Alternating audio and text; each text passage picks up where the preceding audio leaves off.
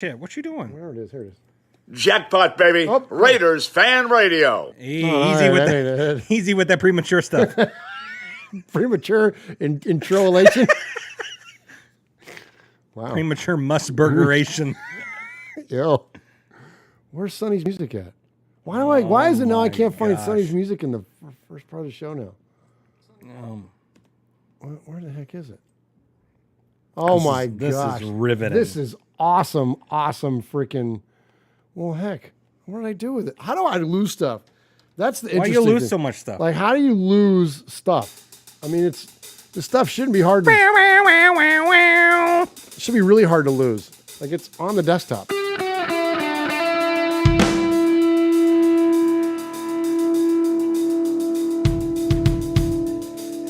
My gosh, they're pouring in. B. Al, Kill Jadis, JB, William Holcomb's in there.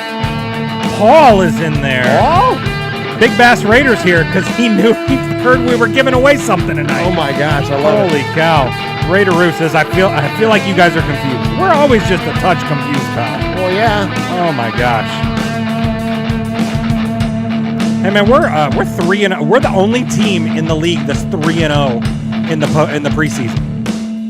Well, yeah. Well, yeah.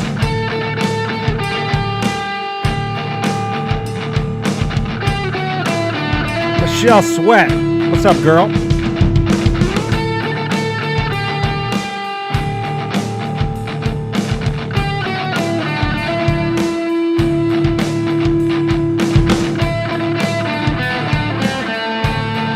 Ooh, look at that. Sexy.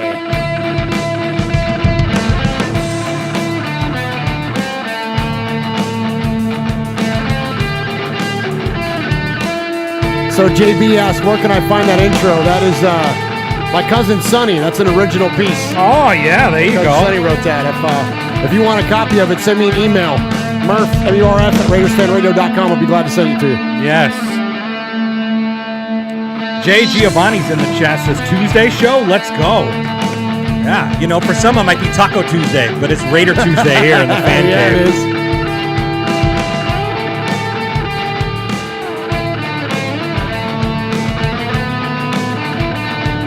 Lalo Meloso, Bugsy Raider. Double R, Greg. Raideroo says, I did some running today. Pretty sure I'm dying. Oh, my gosh. Good for you, Raideroo. Why'd you do that? Hey, Bugsy Raider, much respect.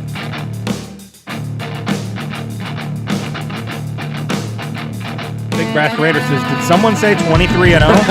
Yeah. I think Jeff Murphy did a couple weeks ago. That's exactly right. I don't know if you heard, but Jeff says we're going to win the Super Bowl. Oh, yeah. You didn't hear that? You didn't hear that? All right, let's kick off episode number 257 of Raiders Fan Radio. Jackpot, baby. Raiders Fan Radio. Oakland, L.A., Oakland, Vegas, Raider Nation, wherever, forever. You got your old Uncle Mosh and Raiders Fan Radio from Murph's Man Cave, taking a lighter journey into the dark side. Sit back, put your feet up, pop a top, and enjoy the ride. Here we go! Look left, look right, select the top, a leaping top, touchdown! We miss you, we love you, and we'll see you in the Hall of Fame.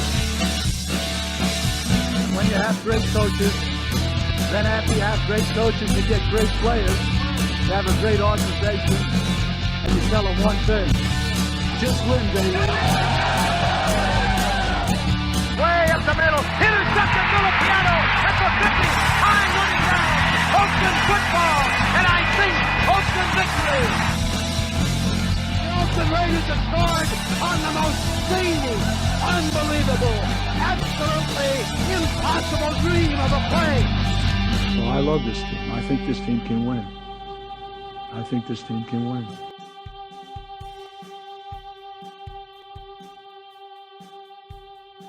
You are listening live to Raiders Fan Radio, hosted by Murph, Uncle Mosh, and Swag Jeff. Take it away, guys. Why, thank you, Brett Musburger. What is up, Raider Nation? Your buddy Murph back once again for what we trust will be a Fantastic episode of Raiders Fan Radio, episode number 257 of Raiders Fan Radio, coming to you live here from my bonus room, or what the kids call Murph's Fan Cave. And so we appreciate you joining us live tonight on the YouTubes, or anywhere you can, if you're joining us live, you're definitely on the YouTubes, or anybody that's joining us after the fact by downloading our podcast on any podcast services, or any podcast service and or internet connected device. We got an absolute ton to get to tonight, and I've got a bunch of housekeeping to get to. So let me go ahead first, before I get to any of that, and welcome in my best friend and yours, the man that adorns the western annex of the southern annex of the Murph's Fan Cave desk. He is Swag Jeff. Well, yeah, he is. Absolutely, man. Swaggo? Oh my gosh, it's so freaking good to be here. I'm good to fired have up, man. It's so much fun. We got so much great stuff to talk about. We got some swag to give away tonight, and we'll talk about that in just a minute, because we've already had donations flying in. We showed it at the pre-show right here at the top, and people are already trying to get some of that. So yeah, man, it's going to be great night. Great night. Absolutely. And if you want to join us live, like I mentioned, you can. We go live usually Wednesday. Tonight it's a Tuesday at 4 p.m. Pacific, 7 Eastern. And so many of our good friends are already in the chat room tonight. Hammer's house. What's up, Hammer? One of Graf's crew, part of Mount Shieldmore, is in there. Yeah, man. Good to see you in there. Miss Ebony Graves, of course, is in there. Swag Jeff. Yeah, so Swag Jeff. Hell yeah, he's in there. Yeah, he's in there. Victory Raiders in there. Tyrone Graves, Michelle Sweat, John Ogle is in there. Tida Raider is in there. Kill Jadis, Paul Edgerton, Big Bass Raider, of course, because Big Bass knows that we're giving something away tonight. So his spidey senses were tingling. They were tingling, absolutely. William Holcomb is in there. Raider Rue's in there. Lala Meloso is in there. Jay Giovanni is in there. Oh my gosh, man. Double R is in there. Greg is in there. Dang, man, we got a full house in there tonight. Absolutely. We appreciate it. Maybe we got to do these freaking Tuesday shows more often. Hey, you know what? Why not? Nah, I'm just saying. Anyways, we appreciate. Central Cal Grizzly Raiders in there. It says Fresno in the building. What's up? Appreciate you, Central Cal Grizzly Raider, and Fresno in the building. Yeah, and Fresno will be represented here in the fan cave too, because the Bulldog Raider Zeke will be rolling around here. Oh, nice, at some nice. point. So we appreciate all of you joining us here live tonight. All right, I mentioned I got a lot of housekeeping. Yes, to get to. We tonight are giving away an incredible item, and I'm going to leave it to Jeff to give you the full description of all of it for the audio version of the podcast.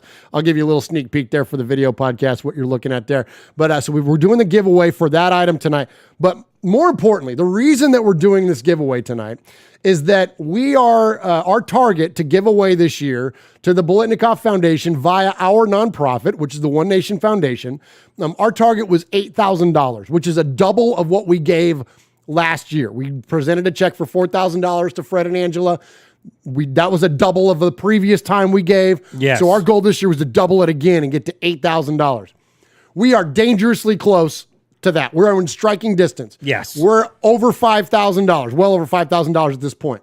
So, but we need a couple more pushes to get there. We're going to have a huge push when everybody's in town for the Titans game.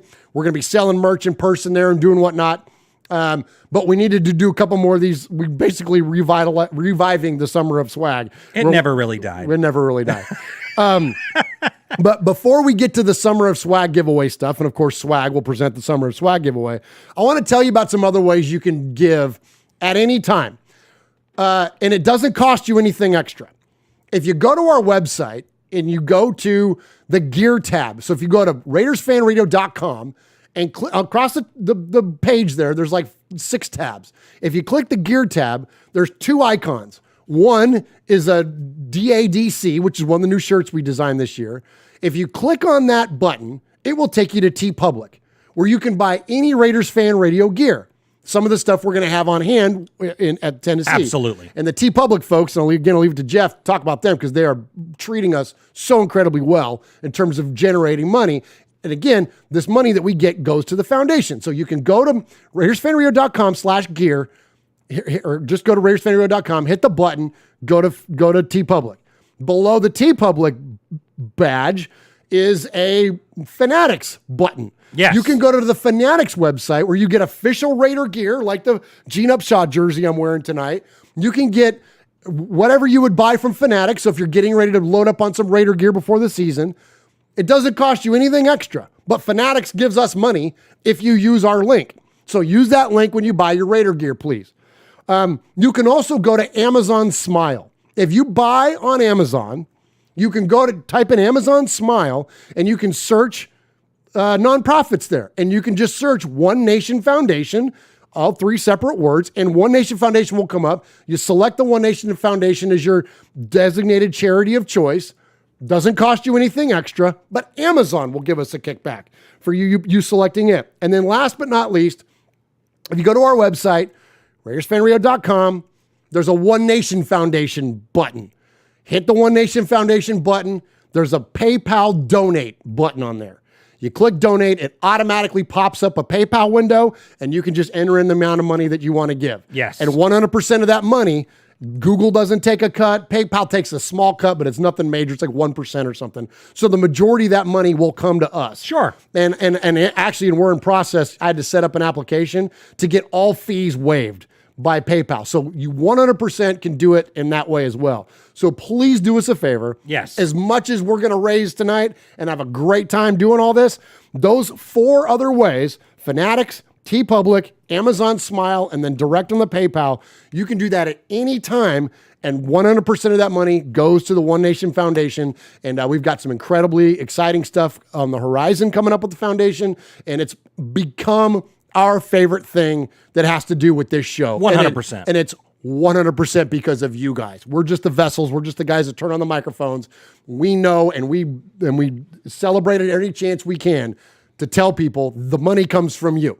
And it's your generosity, Raider Nation, is what makes all this stuff happen.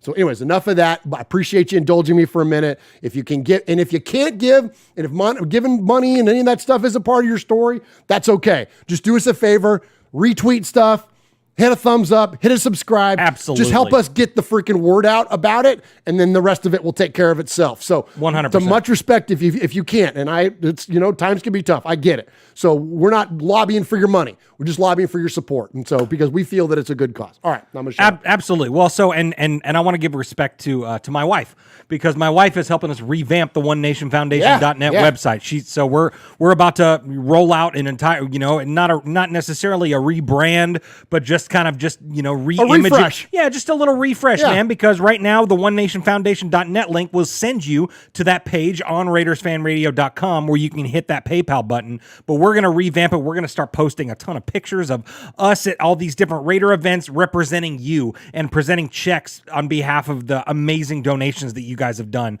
So stay tuned for that as well. But yeah, One Nation Foundation, man, it's just it holds near and dear to our hearts, and we just love it. And yeah, like Murph said, it's one of my favorite things that we do now. I mean, of course, seeing all the excited people when we give away swag and all that cool stuff, but just to see it come to fruition at the end of the year when we give a check to Fred and be like, wow, like Raider Nation is freaking clutch, man. Absolutely. Like, it's so cool. And for a little old show like ours to be able to raise that kind of money, I mean, it's just incredible the amount of generosity that you all have. And Absolutely. Listen, and if you came to the show, you're like, well, these guys going to talk about the Raiders. You're going to get sick of hearing us talk about the Raiders. We're going to have 90 minutes straight of us talking about the Raiders. So just indulge us on this foundation stuff, please. And again, give if you can. But so let's not sell the lead or bury the lead anymore, Swag Jeff. What's the big ticket item we're giving away tonight? Oh my gosh. Well, so if you flip it over to Uncle Mosh's camera, so we've got a signed away Trayvon Merrick signed jersey right there. Super clean signature right there. Comes with the certificate of authenticity through JSA. It's an amazing thing. Every $10 donation tonight gets you one poker chip. I've already got two people already have poker chips tonight, and I'm about to shout those guys out. But yeah, every $10 that you donate, whether you donate 10, whether you be like Kill Jadis and have the one chip gang, or you throw in $100 like Big Bass Raider normally does, you're going to get those amount of poker chips. And at the end of the night, we're going to do a drawing. And yeah, and it's all for the One Nation Foundation. So, we had right there at the Fannies a few weeks ago, whenever that was, we had some big time we had a $1,200 night and a $1,500 night. That was insane. So if we can rattle off a couple more like that, or anywhere even close to that, that would be it. I mean, yeah, we're gonna hit our number for sure. So yeah, man. So get in the mix. Every donation, super chat, all that stuff. $10 donation gets you one poker chip. So enough about the One Nation Foundation. We're excited about that, and we'll never stop talking about it. But so to here at the top of the show, So episode number is 257. So each and every week, I take a significant moment within Raider Nation and relate it back to the episode number. And you know what? I didn't have anything this week. But T-Hom did. T-Hom did, and I got a message from him and said, hey, man, if you don't have anything, I'm already up to episode 280 and counting. So, much respect. Like, this guy, oh, my gosh, he's amazing. But so for episode 257, I've got one for you. It's a career stat. So we're going to be talking about one of Hammer's friends, I'm sure, and I know it's a friend of Graf's. We're going to be talking about number 30. Yeah. The Butcher. Let's go, Butcher, Stu. man. So Stu Swaggart, man. Unbelievable. Played 2004 to 2007 for the Raiders. Played safety, and he had 257 solo tackles as a career of the Raiders. So there you go, man. So respect, Butcher, number 30, man. Get you some of that. So yeah, congratulations. You're on 257. Absolutely. You know, right on. You know, it's feel like a career got cut short early there because of injury. Dude, like, had more and more tackles his first 3 years with the Raiders. And if I'm not mistaken, if I remember this off the top of my head, I think he had 106 tackles his third year with the Raiders. No kidding. Bananas. I mean, Wow. now that's not, I mean, it's great in terms of reflective of his performance, being able to tackle as a safety, but that's not good considering that our corners were allowing all those completions. Well, that's true. To allow for him to make all those tackles. That's true. But yeah, Stuart Swaggart was a great player. A lot of players in that Raiders era, and those were some lean years, man. But a lot of those players, man, were just always held back by injury. Always felt like, you know, like Stu not struggled with it, but he was in career severely impacted by injury. Tyvon Branch, a career impacted by injury. Of course, McFadden, Michael Bush. Like, you think about all the players of that era. Yes. Other than Nnamdi, and Nnamdi freaking left. So anyways, it's good stuff there from T-Hom, and much respect. Absolutely. To the Butcher. And Hammers in the chat says, me and Stu are going to have a match for my heavyweight title at what is that? Atalanto? Yeah, that's their big week zero party coming up. Yeah, that's going to be unbelievable, man. Yes, support those guys. You know, support Mount Shieldmore, support Graphic Raider and Hammer and Wasted and Andy and all those guys doing some really, really cool stuff out there. Week zero, that's Atalanto, California. Burning Trees Festival, I believe, is what Graf told us when we had that interview with him. And so definitely support what those guys are doing. And you know, we've made a lot of good friends in doing this whole podcasting thing, and the content creator community is badass, man. It's an amazing thing. You know what I mean? Aside from that one guy, like, everybody is like so freaking cool, and had a great time hanging out with the Mount Shieldmore guys this past year at the draft. And absolutely, so definitely support what they got going on over there, and lift those guys up. Attend the event if you can, and definitely, if you're not subscribed or checking their shows out, do all that as well. Yeah, and then Graf's in the chat right there, throwing up the flags, man. So what's good, Graf? But hey, I did want to shout out. So we talked about the Merrick jersey that we're giving away tonight for the One Nation Foundation. So we've already got three poker chip numbers in the mix right now. Kill Jadis had a $10 donation. Tyrone Graves had a $10 donation, and Aaron the Q-Dog Raider with a 1911. We'll call that a $20 donation Absolutely. as well. Says, greetings, nation. Don Murph may elope in LV, so why not, man? Join the Made Man Fantasy Football League. Oh my gosh! Well, I joined Capo for sure. There you go. Well, I'll have to run that by the lovely Miss Valerie if she'll want to tie the knot while we're there randomly in Vegas. Go. Yeah, there you go. But we will be in Vegas, which is why we're hi, baby. Oh, and then there's Zeke, the Raider dog there. Nice. You made it in there, yeah. So, anyways, but the reason that we're doing the show on Tuesday is because, Swag Jeff, I'm getting on a plane with Miss Valerie on Thursday morning, first thing. Yes, you are. And we're headed to Vegas, and we're gonna go have a day at the pool when we get there on Thursday. But then Friday, Raider Day, man, we're gonna go to the game. It's gonna be amazing. Gonna go watch the Raiders take on the Patriots, which is gonna be. I think this is gonna be a very interesting preseason game. Normally, the fourth preseason game is kind of like meh, but these guys have been practicing. We're going to talk about all this stuff here in a minute. But these guys have been going up against each other in practice this week. And by the time we get to the game on Friday, I got a feeling it could get a little scrappy. I'm just saying. Like, I think it's going to be a good preseason game. Absolutely. Plus, we just had the cuts today to get the rosters down to 80. So people are going to really start gripping for jobs. But look forward to spending the weekend in Vegas and going to the game. Absolutely. Then Well, so on my Friday. wife's in the chat. She says, you guys can't tie the knot without me. So I guess it's a no-go for the Vegas elopement. Yeah, that's right. Being that Miss Chris is a wedding planner, I guess we should have a wedding. Well, yeah. Can you know any Elvis impersonators, Chris? I'm sure she does. All Hey, right. you know what? Here at the top of the show, Top of the show, let's go do to that. contact info. Yeah. Woo! That was the longest top of the Raider show. Nation, Longest top of the show you ever. got your old Uncle Mosh here with an updated contact info. So sit up, zip up, Shut up. and pay attention. You can call us at 909-345-3346, or as Murph would say, 909-345-3346. How about emailing me? You want Wanna to email me? Email me at show@RaidersFanRadio.com. Or what about reaching out to us on some of that social media stuff Swaggy likes? Try Facebook at Raiders Fan Radio Podcast. The Twit at Twitter at Raiders Fan Radio. So funny. Insta something. Instagram at Raiders Fan Radio. The ticky-ticky-tacky-tack. TikTok at Raiders Fan Radio. Or what about the Twitch? Some of you out there twitching. Anyway, Twitch at Raiders Fan Radio. At Twitcher. Or if you don't like that, go to the YouTube. America, go to the YouTube. YouTube.com/Raiders Fan Radio. Oh my God, if that wasn't enough, go to your podcast provider and search Raiders Fan Radio. Holy crap, that was a lot. Yes, it was. Grumble, grumble, grumble.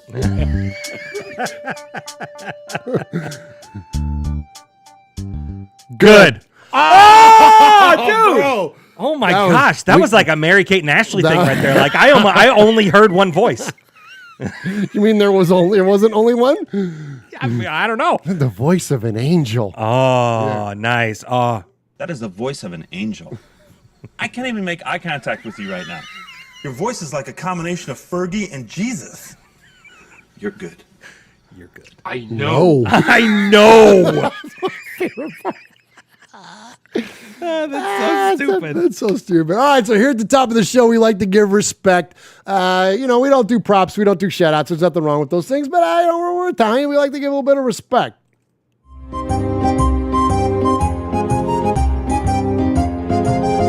Murph, Swaggy J, Nation, it's time for a little respect.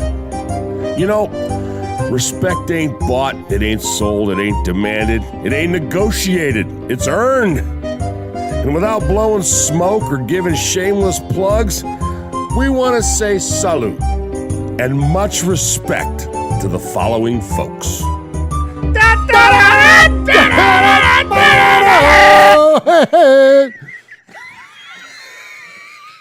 So stupid.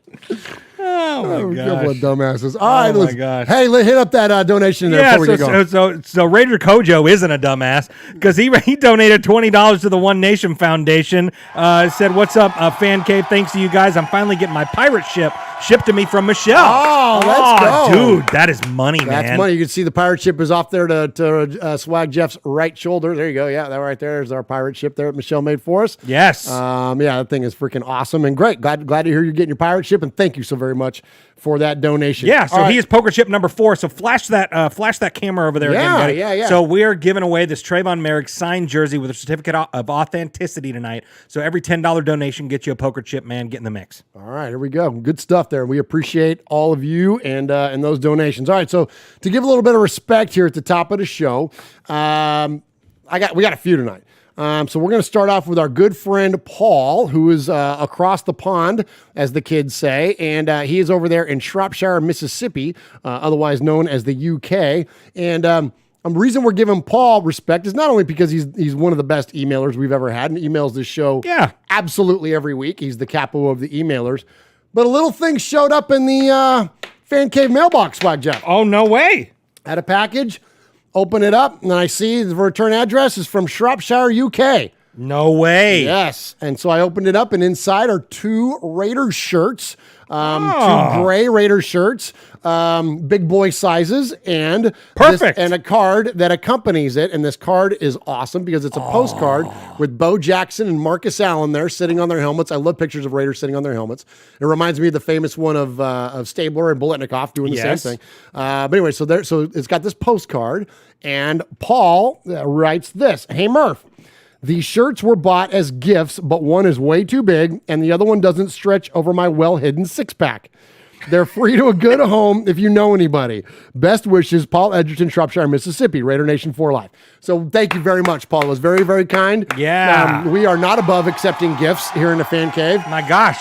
And especially when you send swag to this guy. Swag to swag, man. Yeah, that doesn't get any better than And that sure fits you, right? Yeah. So he says it'll find a good home. It'll definitely find a good home. Yeah. And I'm pretty sure the other one. Yeah, I'll use that as a sleep shirt. Or you can. Or Mosh can just wear it. Or Mosh can just wear it too. Yeah, it'll fit him perfect. Well, there you go. Yeah, there you go. Good. So anyway, so thank you, Paul. Thank you to any gear. And listen, and I'll say this, and this is not me lobbying here, but all this stuff that you see hanging up in the fan cave, the majority of it is stuff that people have sent to us. Like, Ron made that aluminum sign. Jeff's wife, Jeff Murphy's wife, Scarlett, made this one. That's a jersey that Marcel Reese signed for us.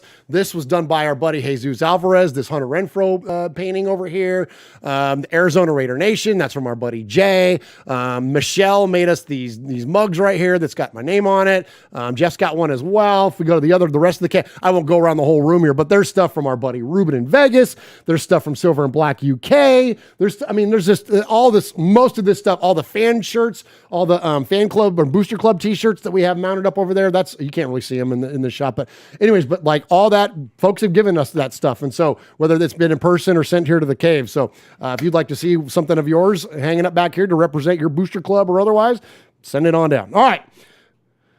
Next up. I want to give respect to 2 of our, I would call them new because they're recent. I feel like that they kind of became family. You know what I mean? This Sure. Raider Nation thing is family, and the Raider Nation listening audience and so many of our good friends in the chat room tonight, you guys start to feel like close friends and family.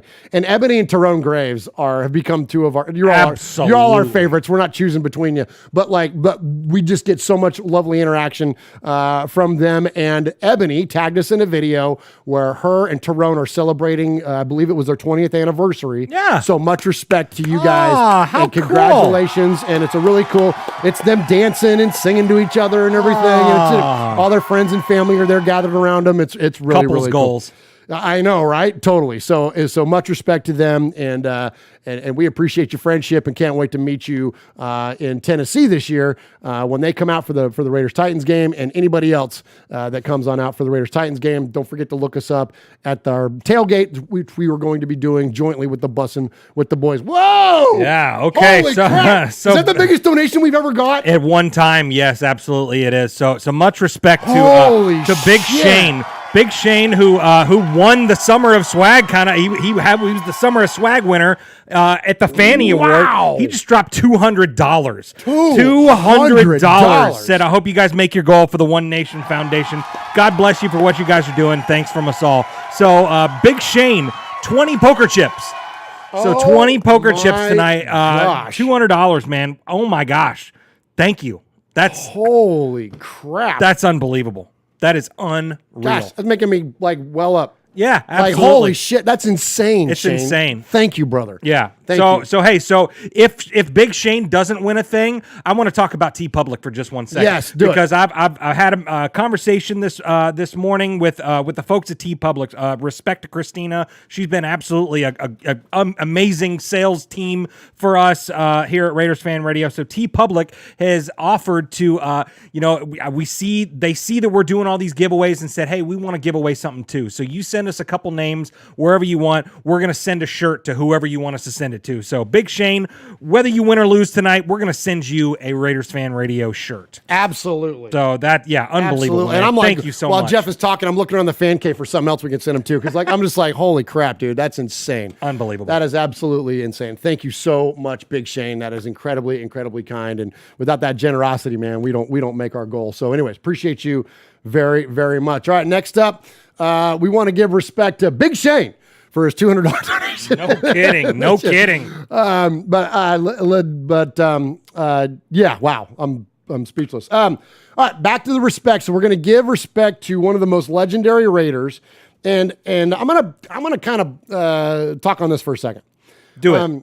My all-time favorite Raider is Kenny Stabler, and always has been from the time I was old enough to know. Well, I'm going to stop you right here. Okay. Because I do want to give much respect to Aaron the Q-Dog Raider in the chat who just donated $181.89. We'll call that we'll call I'm going to give him an extra poker chip. Call that 190. So he already had 2 poker chips. So Aaron now, Aaron's got he's got 21 poker chips. So gosh, Aaron, thank you, brother. Oh Aaron, my gosh. Aaron, much respect. Much respect. He let me scroll up in the chat. He said, "Put me down for 201 total. Happy 20th anniversary, Mr. and Mrs. Graves. Close the deal tonight, Tyrone." Oh, wow. Yeah. Wow. Unbelievable. Oh my gosh. That's insane, you guys. Thank you. That's just, my gosh. Oh my gosh. Everything I just said about Shane Capo, same. I don't even know what to say. Like it almost like, I know the foundation is worthy, but I feel like we're not, like, for you guys to be that generous. Like, it just, thank you. That's so effing kind. Like that right there. Because we kind of went into this thing, we don't have to put like hard goals on things, but I'm always like, oh, if we can get like, $400 or $500 tonight, whatever. Yeah, we're already there. Yeah, we're there. And like, don't stop them coming. But like, thank you. Like, just unfreaking real, the generosity of Raider Nation. Wow. Okay. You carry this for a minute because I got some poker chips. Yeah. Hey, tell you what, hit a sound bite, and then I'm going to come back and talk about Gene Upshaw. Wow. Yeah. You're listening to The Violator, and I'm live on Raider Fan Radio. Where you at, baby?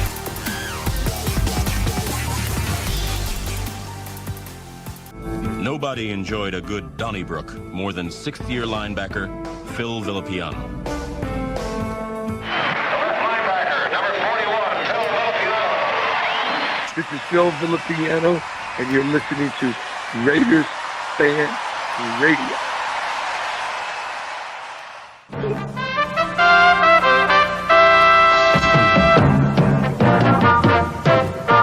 This is Raiders Fan Radio. I'm Brent Musburger, and I don't care who wins as long as it's the Raiders.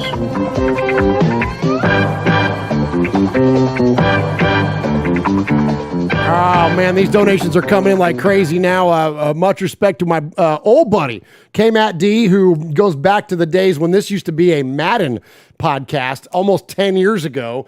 K-Matt D dropping $20 in there, going to the One Nation Foundation, and as a chance to win that Trayvon Merrick jersey. I know he's a Colts fan, so that tells you a lot right there about the generosity of folks that are in our listening audience. We appreciate you, K-Matt D. That's an old school guy right there. Okay, so I mentioned we're going to talk about K-Matt D says we're up to 10 kids now, Murph. Wow. You and Phillip Rivers going neck and neck there, pal. All right, so let's talk about Gene Upshaw. I want to talk about Gene Upshaw for a few different reasons. Number one is because this past week was the anniversary, sadly 14 years since his passing, and continued to Raider in peace. One of the great Raiders. And I said Stabler was my all-time favorite player as a kid, and the things that I heard about Stabler, and even as I grew older into my teen years and early 20s and whatnot, Stabler was like the coolest guy. He was the partier, he was the ladies' man, he was so clutch, like, left-handed, like all the things that were so unique about Stabler are one of the things that endeared me most to him as a young man. And like a lot of things do, we get this thing that happens with things that are at a distance that we observe, whether it be music or movies or whatever else. And sometimes even in sports, we'll review things and people differently as we get older. As I've gotten older, Gene Upshaw as an adult is my favorite Raider player. And the reason I say that is that when you look at the things that Gene did and the things that now as an adult I appreciate, like leadership. Leadership is an absolute passion of mine. It's what my degree is in, and and no one epitomized leadership better than Gene Upshaw. He was the captain of the Raiders. Even though Stabler was the de facto, quote, leader because he was the quarterback, it wasn't. It was Upshaw that was the leader. He was very stoic. That's another thing I can appreciate. Somebody that's metered, somebody that doesn't act on emotion. They can be passionate and exude passion like Upshaw clearly did, and we're going to hear some bites from him in a minute. But he was the same. He was the same game to game, whether it was a championship game or it was, week one. He was the same and consistent all the way through. And then what did he do post his playing career? He innovated and he advanced the NFLPA to being the power that it is today. None of that happens without the influence and leadership of Gene Upshaw to not only lift up those around him, but innovate and think differently and think outside the box and come up with new ways to do things. So if you don't know or are very familiar with the career of Gene Upshaw, because I know that was a long time ago now, guy played in 3 Super Bowls, but it wasn't 3 rings for him because he played in the first Super Bowl for the Raiders when we played the Packers in '67. So you're talking about a guy that's one of the most OG Raider fans there possibly could be. And again, as I've gotten older and the things that I admire in other men, that is what Gene Upshaw is. Not that I've lost my fandom or admiration for Stabler, but Upshaw is a whole different thing now. So anyways, let's remember Gene. Let's respect Gene on this 14 years since his passing. And I got a little clip here for you. It takes a lot of hard work to be successful, and you have to really sacrifice and be dedicated. And I think the Oakland Raiders system, they've taught me the way to be successful. 1967, we had the good fortune to draft a tackle from Texas A&I by the name of Gene Upshaw. And here was Hank Stram's great Kansas City Chiefs, and their 2 tackles were Ernie Ladd and Buck Buchanan. But I put Upshaw at left guard, which was unheard of to put a guy 6'5", 6'6" at guard. Gene was a great pulling guard, which means he was fast, athletic. If we're going to run a sweep, Gene's out in front of it. And when he's out in front of it, people are ducking on the other side. I know everyone in our organization is very proud to be associated with the Oakland Raiders. I don't see any organization that is as good as ours, and to be captain of our football team is pretty good for me. Gene was a hell of a leader for our football team. You'd hear him before you saw him. Oh, look at that holding! Hit him! We used to call him the governor. He was like a politician, always talking. Oh, jack. We should run down these guys' throat. You think about the greatest players, some of the greatest coaches, never made it to a Super Bowl game. We were fortunate enough to make it to 3. I think it added a completeness to what we've been able to accomplish. The Oakland Raiders are the champions of Super Bowl 15. Players Association started off many years ago, and look how it evolved under Gene's leadership. The players were at the top of the list of everything he did. He cared about the players. Till the day he died, he cared about the players. As the president, the players respected him, and they felt so strongly about him as a leader. He was afraid of nothing. The advancement, the strive that we make as a union will be rooted in my upbringing in Texas, my college career, and the years I spent with the Raiders. We will do the right thing. We have had a tradition with the Raiders that winning was the most important thing, and that's been a part of my life, and it will be in the future. I love the game of football. I love what it's given me and all of the men that are in the hall. It's the greatest honor that you could ever receive as an individual. Oh, well, there is. That was his Hall of Fame speech. Yeah, that's amazing. Talk a little bit about it, and then give us an update and take us to a break. Yeah, man. I mean, Gene Upshaw. I mean, he's a player's guy. You know, I mean, headed the PA and all that stuff, man. And I mean, what better? I mean, there was no better guy on the offensive line than him as a player. And then, he epitomized what it meant to be a Raider and all that stuff, and kept legacies going and stuff for a long time. So he wore that silver and black proud, and I mean, much respect to Gene. So an update for the summer, late summer of swag, I guess you want to call it. We came in hot, man. YO Raider donated $20. Tyrone Graves had another one. Hey, man, I'm just gonna go ahead and tease it because I normally wait till the end of the show. We're at $500 already, guys. We're at $500. Let's so go. So and we're not even at the top of the show yet. So you know what? So I mean, we're not gonna lobby for. I mean, we're thankful for everything, but 38 minutes in, we're already at $500. This could be another record night, man. So get in the mix, man. Thank you so much. All right, hit a break, Swaggo, then let's talk about the Raiders.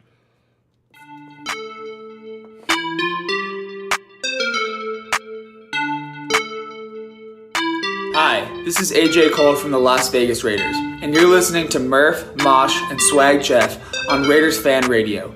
Just win, baby.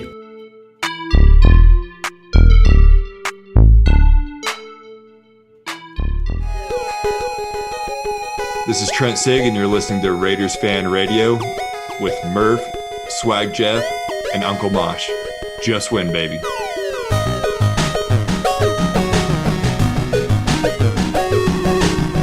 All right, can't thank you all enough, man. That incredible generosity, and 100% of your money goes to our nonprofit, which in turn funds the Bolitnikoff Foundation, and we can't wait to present that big old fat check to Fred and Angela this year on your behalf, man. Thank you so much.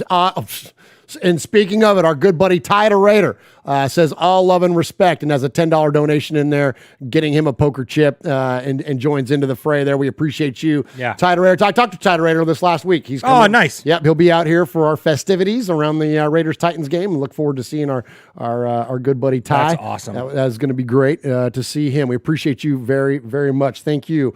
Okay, so hey, and Miss Ebony Graves drops a $10 donation. $10 donation for her. And she says, respect, absolute much respect back at you. And we appreciate you. And speaking of folks that are going to join us in Tennessee, we thank you so very, very much, Miss Ebony Graves. All right, so here's the story heard around the world. So I figured we'll just go ahead and start it off. I'm not even going to set up the clip. I'm just going to play the clip. Now, the clip that I'm referring to is the one about Dana White talking about putting together the deal for Tom Brady and Gronk. What you've heard going around on media is about a 30-second snippet. I'm going to play you 2 minutes because it gives a little more context to the story, and then we'll talk about it. I also got another question for you, man. I know when Tom was a free agent about 2-3 years ago before he went to Tampa, you gave him a recruiting pitch on why he should join the Vegas Raiders. What went wrong with that recruiting pitch that you gave him? Do I really tell this story right now, Grog? Do you want me to tell this story? Yes. You can give a brief story. You don't got to go too much in details because you never know. I could have been in Vegas with you for the last 3 years, man. What the heck? No, it's still there. You would have signed again. You would have been. So I would have been. I'm the one. I worked to put that deal together for Brady and Gronk to come to the Raiders. And it was almost a done deal. And at the last minute, Gruden blew the deal up and said that he didn't want him. And all hell broke loose, man. It was crazy. And Brady was already looking at houses, and it wasn't being said yet that Gronk was coming. So Las Vegas would have had Brady and Gronk the year that the Bucs won the Super Bowl, except Gruden blew the deal up. And there's so much story that goes along with this behind the scenes. And I was never going to tell that story till Gronk just said it. But yeah. And Dana, that is exactly what happened. And you just told the story. That is exactly what happened. Wow. Breaking news. Wow. You sent me with the Gronk. John Gruden screwed up. County going to the Raiders. It worked out for the best. And I'm glad it did not go through. Really? Yes, I am glad it did not go through. So you say if he was the Raiders, that wouldn't have won a Super Bowl? Yes. No, I mean, it all worked out for the best, man. I'm glad we went to Tampa, man. It just worked out. I love that place. Yeah, I think we go to Vegas enough already. Yeah, exactly. Exactly. All right. William Holcomb in the chat says, one of the few good things Gruden did too. There's a lot of criticism, we'll call it, getting thrown at John Gruden on this thing for blowing this thing up. I'm not going to tell you my opinion yet, but that is the minority opinion there coming from William. Most people were like, what, Gruden screwed this up, that he blew it up. So again, I'm going to save my opinion because I want to hear yours first, Swag Jeff. What was your takeaway when you first heard this story? Shut up! Dude, does Raider Nation forget that we hate Tom Brady? Like, do we really forget that? I mean, what? So we just forgot about the Tuck Rule game? Like, we forgot about all these times that he's punked us and stuff like that, and talking about how much he hates the Raiders. But everyone 2 years after the fact now is going to be like, what the heck, Gruden? Why didn't we get this guy? You know why? Because Gruden was building something. He was building. Thank you. He was building something. Yes. And where's Gronk now? Oh, he retired again for the second or third time? I mean, so that was going to be worth it to you? So, because if Gronk's here, where's Waller? He ain't around. He ain't going to stick around. He probably went to Tampa and got a ring. Or, or name any of those other people. And what's happened with Brady? I mean, yeah, he's still in the league, and yeah, he's still a good player, but like, where's Derek Carr? Gone. In that, I mean, yeah, he's playing gone. for the Titans. Playing somewhere, or if he takes, or follows through on his word and says, I'm not going to play football goes anymore. To the house. You know? And so, you know what I mean? Like, I just don't understand what these people are talking about. I can't believe he blew this up. Yeah, I mean, I'm with them. Thank goodness that he did. Yeah, it might have been fun to have one Super Bowl run, but he was building something. He was signed to a 10-year contract, and he didn't even make it halfway through his contract. He was building. And yes, he's a dumbass and did some stupid stuff, but like, he was building something, and that would have been over halfway through, and then he would have had to rebuild again. So like, come on, man, stop with that stuff. And shut up, Dana White. Deal with the UFC guys. Quit talking about football. Get the hell out of here. Go deal with those lunks that have UFC ears and they don't have any sense. All the sense has been beat out of each other. Stop it. Go deal with those knuckleheads. Look at Jeff. I mean, come on, man. Look this at is so you. damn stupid. This is so damn I love stupid. Okay. What's your thought, Murph? No, I think it would have been awesome if we would have won a championship. No, well, okay. So here I have two schools of thought, and I'm not riding the fence because overall I agree with you. In the spirit of conversation, I would say this. Would it have been worth, because look, we've had people we don't like wear silver and black before. Bill Romanowski, Lyle Alzado, and once upon a time, you hated Lyle Alzado, Raider fan, when he was a Bronco. Jerry Rice, Tom Rathman, Ronnie Lott, Harvey Williams, Rod Woodson. The list goes on and on and on. Eric Allen. Like, there's a lot of players. Willie Brown. Yeah. One of the greatest Raiders ever. By far the greatest Raider ambassador in the history of the freaking team. Once upon a time was a Bronco. So there have been plenty of times that players came over. So I hear the Tuck rule and I hear that, we hate Tom. But if the guy can win you a championship, it's just win, baby. It ain't just always be a Raider, baby. No. And so if you came, so I try to understand that idea that, like, would it have been worth it for 1 year? Here's what I'll say to rebut myself on that point of me even bringing it up. We ain't winning a championship with Tom Brady and Rob Gronkowski. That's not getting it done. Would we have had a top 10 offense? Maybe. Our defense sucked. Well, and that's you know what I mean? Like, you're not 100% right. We don't have Devin White. We don't have JPP. We don't have. You look at the players that are on the Buccaneers secondary and the Buccaneers defense during the time of that championship. They're really good. And Ndamukong Suh.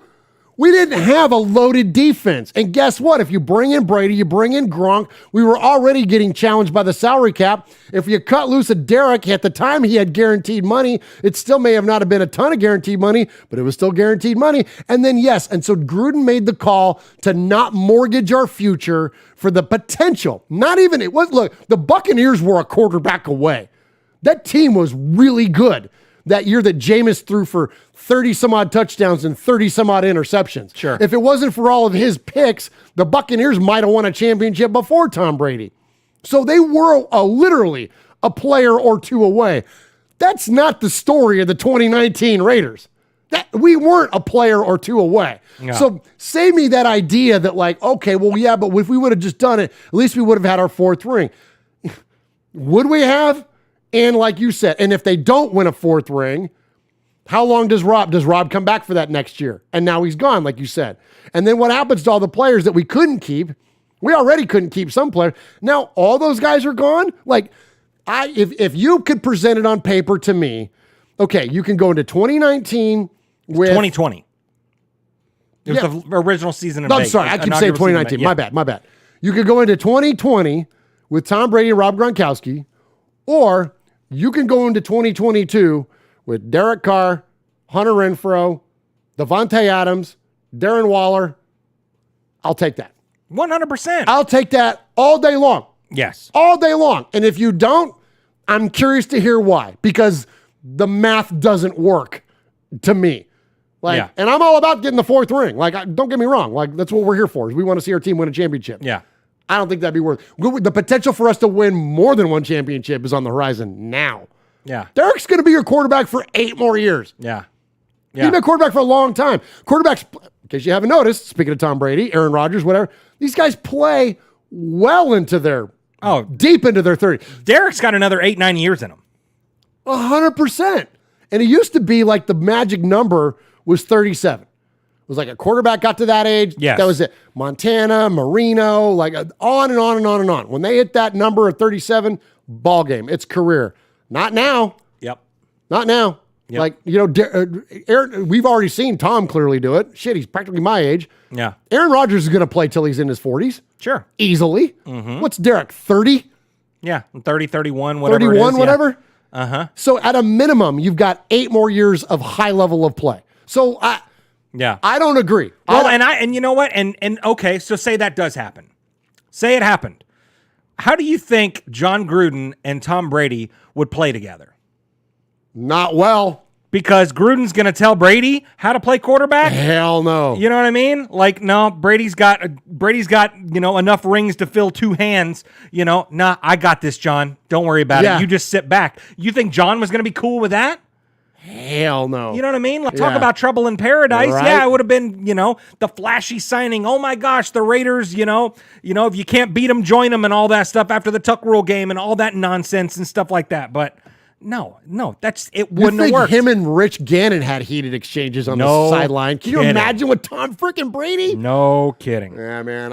I'm with you, man. I think that I think on this one, we got to give Gruden the nod. I think he made the right call. And even, man, I'm telling you, and even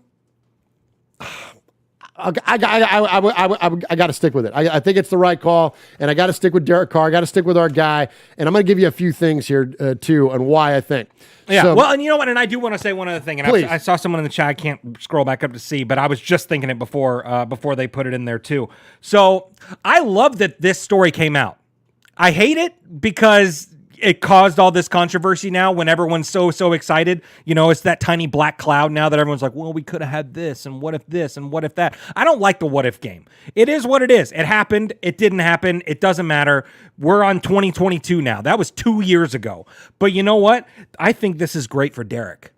Because now, I do too. Because now we all know who Tom Brady was talking about when he goes, oh, you're going to stick with that mother effer? Like, now we know for sure he was talking about DC4. And so I hope that this plays on repeat for Derek Carr in his head. Because okay, I got your mother effer right here. See you in February. You know what I mean? Like, let's go. All right. I love that point, and I've got a few things in response to that. Okay, go. Number one, this is what I always encourage Raider Nation to do. And if I don't think I've said on this show, I said on Silver and Black today, the other day, much respect, Scott Gilbranson and Mo Moten for letting me ride shotgun the other day. I root for the Raiders that are, not the Raiders that aren't. We can sit around here all night long and talk about the Raiders that aren't. We can talk about, we should have drafted Calvin Johnson. We should have drafted Aaron Rodgers. We should have signed Tom Brady and Gronk. We can do aren't all day long. I'm a fan of the Raiders that are. And right now, the Raiders that have 3 championships and are set up now going into 2022 with the best roster and the best coaching staff we've had arguably in 20 years. So yeah, I'm going to choose to root for the Raiders that are. Yeah. Second point I want to make about Tom Brady referring to Derek as that MRFer. I think Tom Brady calls anybody not named Tom Brady. You're going to go with that guy? Tom Brady is the greatest quarterback that's ever played this game. He knows it, and we know it. So anybody that's not Tom Brady that you're going to choose to go with over him, he's going to be that MRFer. I don't think it's a direct shot at Derek. I think it's the idea that they chose someone that wasn't him. Sure. I think that was the point. And then what was the other thing you said? I had one more thing I should have wrote it down. I don't know, but you know what? I do like what Aaron the Q-Dog Raider does say in the chat. He says, imagine all the favorable calls we would have had we signed TB12. Wow, that's true. Honestly, if there would have been anything positive in my point of view that could have come out of that, obviously besides a potential ring, but I mean, it was just as much of a chance with Derek or anybody else. You know what I mean? Everyone starts 0-0. But I do think that it kind of would have been like a face turn for the Raiders, bring in a guy like Tom Brady, okay, now they're the good guys. Now we love them. Absolutely. You know what I mean? Absolutely. But, Okay, so I remember my last point. Here's what I like about this. Here's what I think is going to be cool about this. All right? I'm a fan of a good story. I'm a sucker for a good story. Sure. Sometimes I'll even go outside my own rooting interests to see a good story, okay? Whether that be in a movie or a TV show or whatever else. Here's the picture I want to paint for you, Raider Nation, and tell me how awesome now, with one more freaking notch into the story, how awesome this scenario is. Derek Carr is standing on the podium, and whoever's doing the broadcast hands him the Lombardi Trophy, the 4th Raider trophy, as the Raiders reign victorious over the Tampa Bay Buccaneers in the Super Bowl. Tell me how beautiful and how poetic and how amazing, and all the demons that get exercised. You exercise the Gruden demons, the Tom demons, the Buccaneers demons. Derek Carr gets his first champion. Think about that. What beautiful poetry that would be now, especially on the heels of this stupid-ass story coming out. That's what, you want to root for something? That's what you root for. To quit worrying about what was going to happen in 2020, let's freaking rock with 2022. Yep. And let's hope for something badass to happen this year. And I think we've got the firepower for it. All right, speaking of firepower, I'm going to give you one last thing. Derek Carr I know we don't talk about it, but the talk often online is about the haters and the stands and whatever, in which we are neither. We are not apologists, nor are we, overly critical of the man. But I will tell you this, since 2014, most wins as an underdog in the NFL, 31. That is Derek Carr. Mm-hmm. Only followed by Matt Ryan, Ryan Tannehill, Matt Stafford, and Kirk Cousins. 54% of all Derek's wins, and this is not me floating some stat at you out there to be like, oh, here's why he's great. 54% of his career wins have come as an underdog. Why is that? Because the team probably sucked. Right. It ain't Derek. Derek doesn't get odds. Derek doesn't get a point spread. The Raiders do. And the Raiders are often the underdog. And one last thing, and then one more thing. Speaking of Tom and speaking of Derek and all this stuff, our friends at PFF, and I use the term friends, they're the MFers of media. All right, most projected passing yards in the league. I'm holding it up on the camera for those of you on the audio podcast. Projected passing yards. This is the kind of hate. This better be hanging up in Derek's locker. Projected passing leaders. Number 1, Tom Brady. 2, Mahomes, Stafford, Allen, Herbert, Prescott, Joe Burrow, Aaron Rodgers, Kirk Cousins, and then Tua Tagovailoa. What? Yeah. Projected passing yard leader. Tom Brady with 5,070. Patrick Mahomes with 4,805. Matt Stafford rounds out your top 3 with 4,757. Since Derek Carr has been throwing the football for the Las Vegas/Oakland Raiders since 2018, in 2018, that was the first time he threw for more than 4,000 yards. And he threw for 4,049 of them. In 2019, he threw for 4,054. In 2020, he threw for 4,103 yards. Last year, he threw for 4,804 yards. That is 1 yard less than number 2 on this list, who is Patrick Mahomes. And guess what? We just got his best friend and the best wide receiver in football. And you're telling me that Derek Carr isn't make the top 10 in passing yards? PFF, you fools. Pro football fools. That's what I'm calling these guys from now on. It's an absolute travesty. It's absolutely ridiculous. Derek, I hope you take this week and all the bullshit that's come out from PFF, from Tom Brady, Dana White, and every other swinging you know what out there that wants to be critical of you. Put that shit on your shoulder, hang it up in your locker, and freaking go ball out and kick some ass this year. Let's effing go, Raiders. Come on. I love a good Murph rant. Damn it. Idiots. Yeah. Freaking dumbasses. This is why it's nice being fan-created content, because we don't have to adhere to any standard. No, Yeah. You know what I'm saying? Like, we can call people out around here. I love doing that. Yeah, if you're being an asshole, we're going to call you an asshole. We're gonna celebrate you if it requires celebration. We're going to lift you up. Like Will says, man, let's normalize dudes hyping up other dudes. Yep. But if you're not hyping up other dudes and you're just talking shit, well, then we got one of these for you.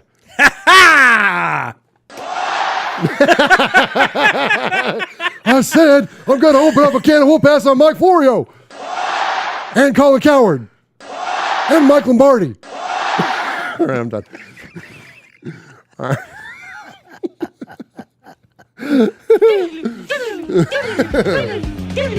All right, thank you. Hey, so Pineapple donated $20. Hey, thank you, Pineapple. Yeah, thank you, Talk Pineapple. about what's going on in the chat room there. Oh my gosh, we got so many people in here. We got 85 people in here and only 51 likes. So hey. Just press the damn button, nerd. You know what I mean? Corey Flex is not a bad Stone Cold impression there, Murph. Yeah, so we got Edgar V in there, Aaron the Q-Dog Raider, Corey Fleck, Kill Jadis, Ebony Graves, Edgar V, Shane Tolbert is in there, Edgar Bonilla's in there, Alfred Esparza's in there, Kill Jadis, Raider Shank, Michelle Sweat, Everett Lee's in there, Matthew's in there, Trinidad's in there, Victor E. Raiders in there, Valerie Lynn's in there, Paul's in there, Tyrone Graves, Greg, Jay Giovanni, William Holcomb, Jay Salazar's in there, Pineapple's in there. We got the whole crew, man, and everyone's fired up. Oh, I love it, man. I love it, and we're fired up, and it's so good. Up. Hey, so before we move on to the next thing right there, flash the camera over there to Uncle Mox's cam right there. We're still raising money for this signed Trayvon Merrick autographed jersey. I guess it's signed if it is autographed too. I think I said both of them. Yeah. Trayvon Merrick had his hands all over that. He signed it and he autographed it and all that good stuff for you. So every $10 donation tonight into the super chat get you one poker chip into the mix. We're over $500 already, and we're looking for another record night, man. Our all-time record is $1,500, Murph. Yes. So, so I'm not saying that we'll hit it tonight, but we like to flirt with it. You know what I mean? Hey, so, like, just get a little something, you know what I mean? Yeah, for sure. For sure. So get in the mix, man. All right. Appreciate you, all of you, with all those amazing donations. And for those of you on the audio podcast, it's the away jersey. And it's clean, man. It looks good. Nice jersey, man. That thing is badass. Not only does it autograph, but it's just it's sometimes when we get some of these, not that we would never hawk any bad merch to you by any means, but you can just tell like some of the finer details and the stitching and whatnot. This is a really good one. This one is very well done. All right, let's talk about the Pivot podcast. So here's what's interesting. So the Pivot podcast, so this is Ryan Clark, Fred Taylor, and Channing Crowder, who are boys with Will and Taylor. Sure. Yep. All three of those guys have been on the bus and talked with the bus and with the boys guys. And I got to admit, I'm not the biggest Ryan Clark fan. I like Fred and I like Channing's my favorite. But I'm not a big Ryan Clark fan. I don't even watch hardly any ESPN anymore, and where he's an analyst, and I'll see his stuff come online once in a while. But he's a Steeler, and he's just, I don't know, like, you just don't vibe with some people's takes. Sure. And I just don't typically vibe with Ryan Clark's takes.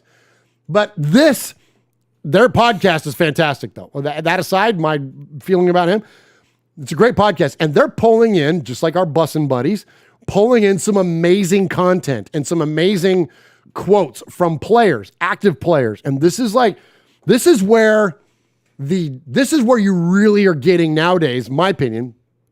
This is where you're getting unfiltered player statements and responses. You get coach speak, you get podium speak, you get all that stuff in press conferences and all that. You want to hear them raw and unfiltered? Listen to these podcasts. Totally. Listen to Darren Waller on with Will. Listen to, in this case, it's going to be Derwin James and Devontae Adams on with the Pivot guys. These are incredibly unfiltered responses to things, and I'm a big fan of it because it's so cool to see what makes these guys tick and what they really think about things, because they don't have to be, they're not defensive. They're not worried that they're sitting across from some reporter who's going to take them out of context and spin it for clicks. They're sitting across other players, former players or current players, so they can trust them. So they're a little more transparent around things. So anyways, let's check in with the Pivot Podcast as they have Derwin James on. Now, we featured Justin Simmons, safety for the Broncos last week. And I don't like to feature our competitors and our rivals here, but when they give you honest responses about Raiders, I'm in for it. Check this out. They ask Derwin James on his fantasy football team, who were if he's advising people that are doing fantasy football drafts, who were the first 2 people he would draft? And check out what he says. Hold on 1 second. Did you just start a conversation with Tyreek Hill and go to Hunter Renfrow? Yeah, it's different. Hunter Renfrow, the encyclopedia salesman. Yeah, no, there ain't no encyclopedia salesman. Hunter really liked that. Turn the film on. You watch film, don't you? I know, but I'm just trying to be devil's advocate because I just man. my man got a receipt, he underrated. hairline. You gotta give him some credit, man. No, he really is. He good, man. Right. Yeah, like he got his deal this year, and I would actually talk about it all the time on TV. I did a breakdown of him. I was like, y'all got to stop going out there looking at it.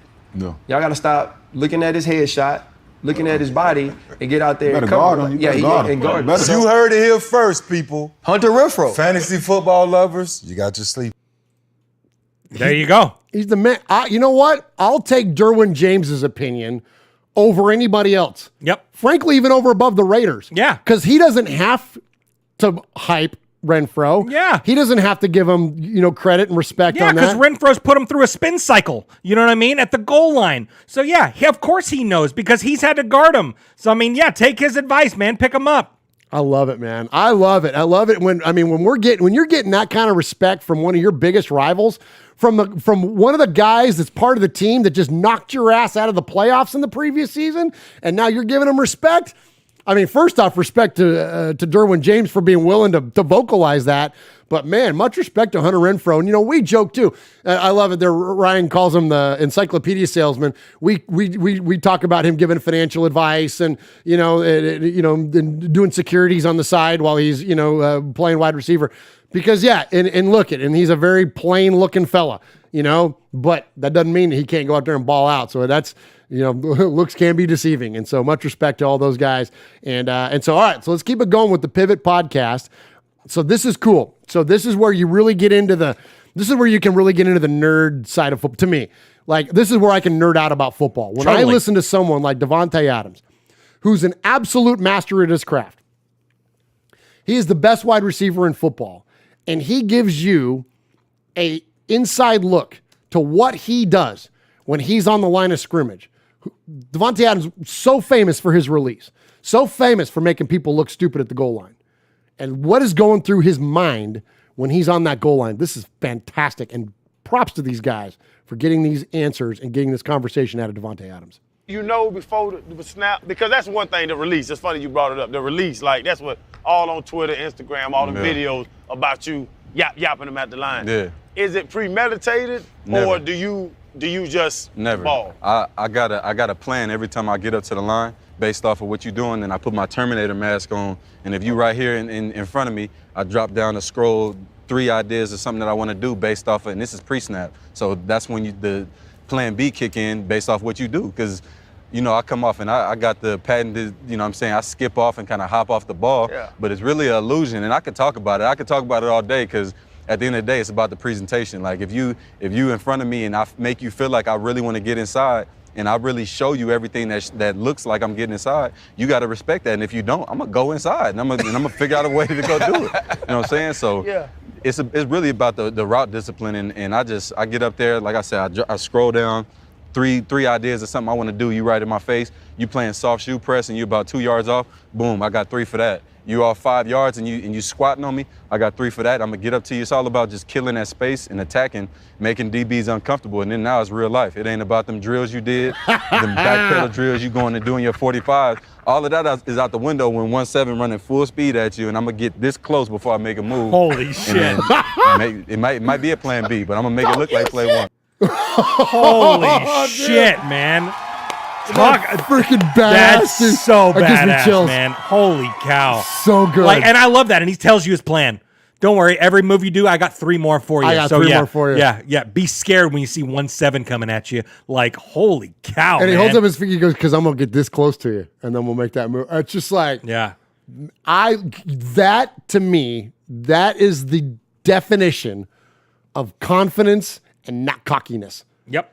That if that's Antonio Brown, that's a completely different message. Yeah, but because after that thing, he would be doing his little his little dance thing. Do that he your does. dance, Yeah. AB. Do your dance, AB. Yeah. Yeah. But like seriously though, and I know that's a freaking like he's basically a cartoon version of himself nowadays. AB is, but when you hear other players even like there's a way to communicate that same point, and it comes off as this completely freaking arrogant statement. Not Devontae. That's pure confidence, and he knows it. That's the other thing too, is that like usually when people are arrogant, they tell you what they're gonna do. Yeah. He tells you what he does. Yeah. Like just like Derwin James said about Renfro. Turn on the film. You watch film, don't you? That was my favorite part, by the way. I meant to gloss over that. When Derwin James says that to Ryan Clark. You watch film, don't you? Yeah, Like, totally. Yeah, you think you know? Turn on the film. Oh my gosh, dude. Let's go. Hey, this is gonna be you know what? so And we good, got dude. 2 guys that can do that. Right. And now they're on the same team and they're working together and they're learning from each other and all that stuff. Like, I mean, how are we not going to score on every freaking red zone trip? I mean, because it's going to one of those guys. And they've also worked out a plan for Darren Waller in the red zone too. And he might reap all the benefits of it too. Because they're going to be all Good inside point. of both of those guys. And Darren's just going to be like, hey, lob it up. I got it. I got it. Or Matt Collins, 6'4", 220. Toss to me up here in the back of the corner of the end zone there, DC. Yeah. Oh my gosh, dude. Yeah. Why does it? We don't mention him enough. I'm going to start doing it. I'm changing. I'm making a declaration right now, Jeff, on episode number 257, an hour and 9 minutes in, or whatever the hell we are. I'm going to, from now on, when we say, oh yeah, Derek Scott, Devontae Adams, and Hunter Renfrow, and Darren Waller to throw to, and Mac freaking Hollins, because I'm pounding the table on this. What does Derek Carr love most? Big wide receivers that can get open, high point the football, and just not even get open, just high point the football and go take it away from you. I'm going to bully you and body you up and take it away from you. Andre Holmes, Mike Crabtree, Jared Cook. What does Derek love? He loves Mac Hollins, man. Yep. That's going to Absolutely. put Mac Hollins on your fantasy football team. Yep. You heard that one here first. Yep. All right. Well, and that's the difference. Now we have a guy that can do that. Where last year, in the last few years, we had Brian Edwards, who we thought was going to be that guy. Yes. But you know what? I guess he just couldn't jump very high or something like that. I don't know what happened with him. He had all the potential in the world, and he did it once, and it worked beautifully, and we all were ranting and raving about it. But yeah, just it ain't good. Absolutely. But yeah, oh my gosh, like. I mean, I'm so freaking fired up for this season. It's stupid. I know, right? It's stupid. It's stupid. Yeah, I'm with you. I am with you. All right. Oh, gosh, Jeff. Let's go ahead and hit a break here. I got to, hit an audio break. Yeah, let's do it. And take a cold shower. This is Kevin, the Raider Nerd, live at the Oakland Raiders tailgate. Raiders! We got Gorilla. Say hi to Uncle Mosh and Murph. I love you guys. Much love from the black hole, baby. Just win.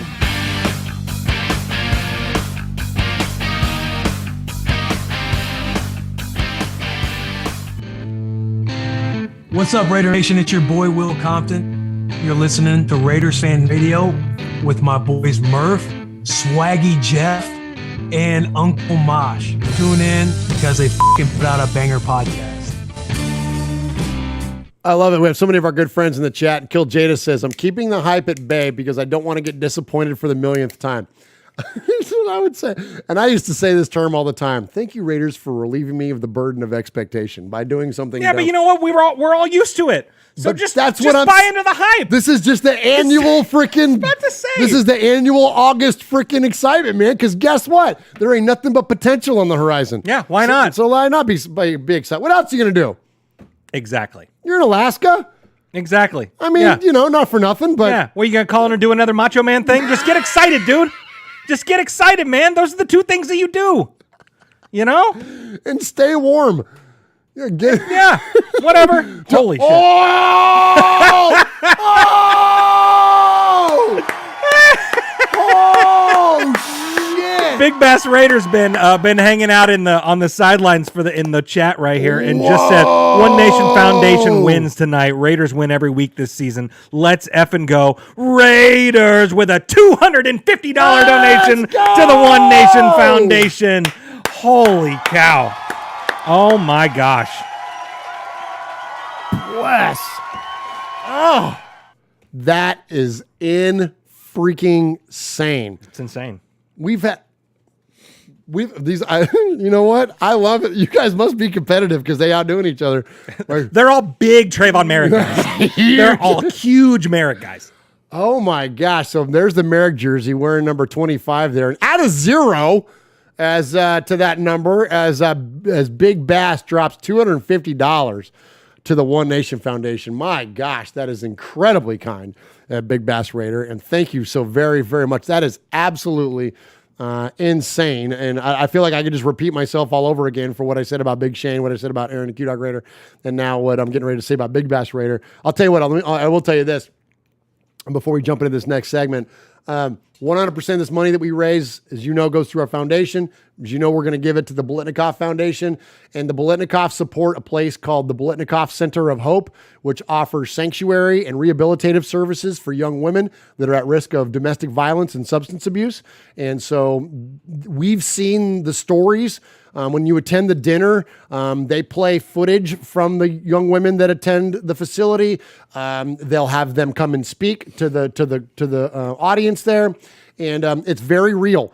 This facility is in Northern California, and it was done and built in honor of Tracy Bolitnikoff, who was taken from us way too soon in 1999 due to those horrific things. And so this is a beautifully constructed foundation and organization.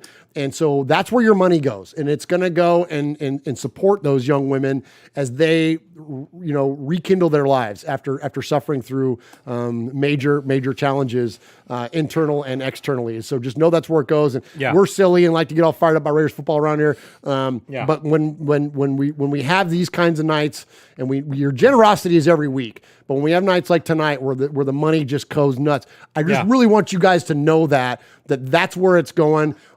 There ain't nobody buying tickets with it, and that's not to vilify anybody that wants to make money with their podcast and side hustle and whatever.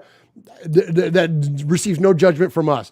Thankfully, we're in a position here in the fan cave that we're okay in that area of our lives, and this is something that we just kind of do for fun. Yeah, it's a hobby, man. It's a hobby, and so we chose to give it all away, and so but that's where your money's going to go, and so I just can't. And Tida Raider says, "Let me break the bank here with a $10 donation right here." You know what, Tida Raider? If everybody gave $10, we'd set records. Hey, and you know what? And I'll say this: OG Daniel won the Renfro signed helmet on Fanny Night, where we raised $1,500. He had a $20 donation. $20 donation. And so then, but Aaron the Q-Dog Raider is now matched with another $50, so that puts him at $250 for the night. Unbelievable. So Capo. Holy cow, we've got 3 people with $200 or more in there.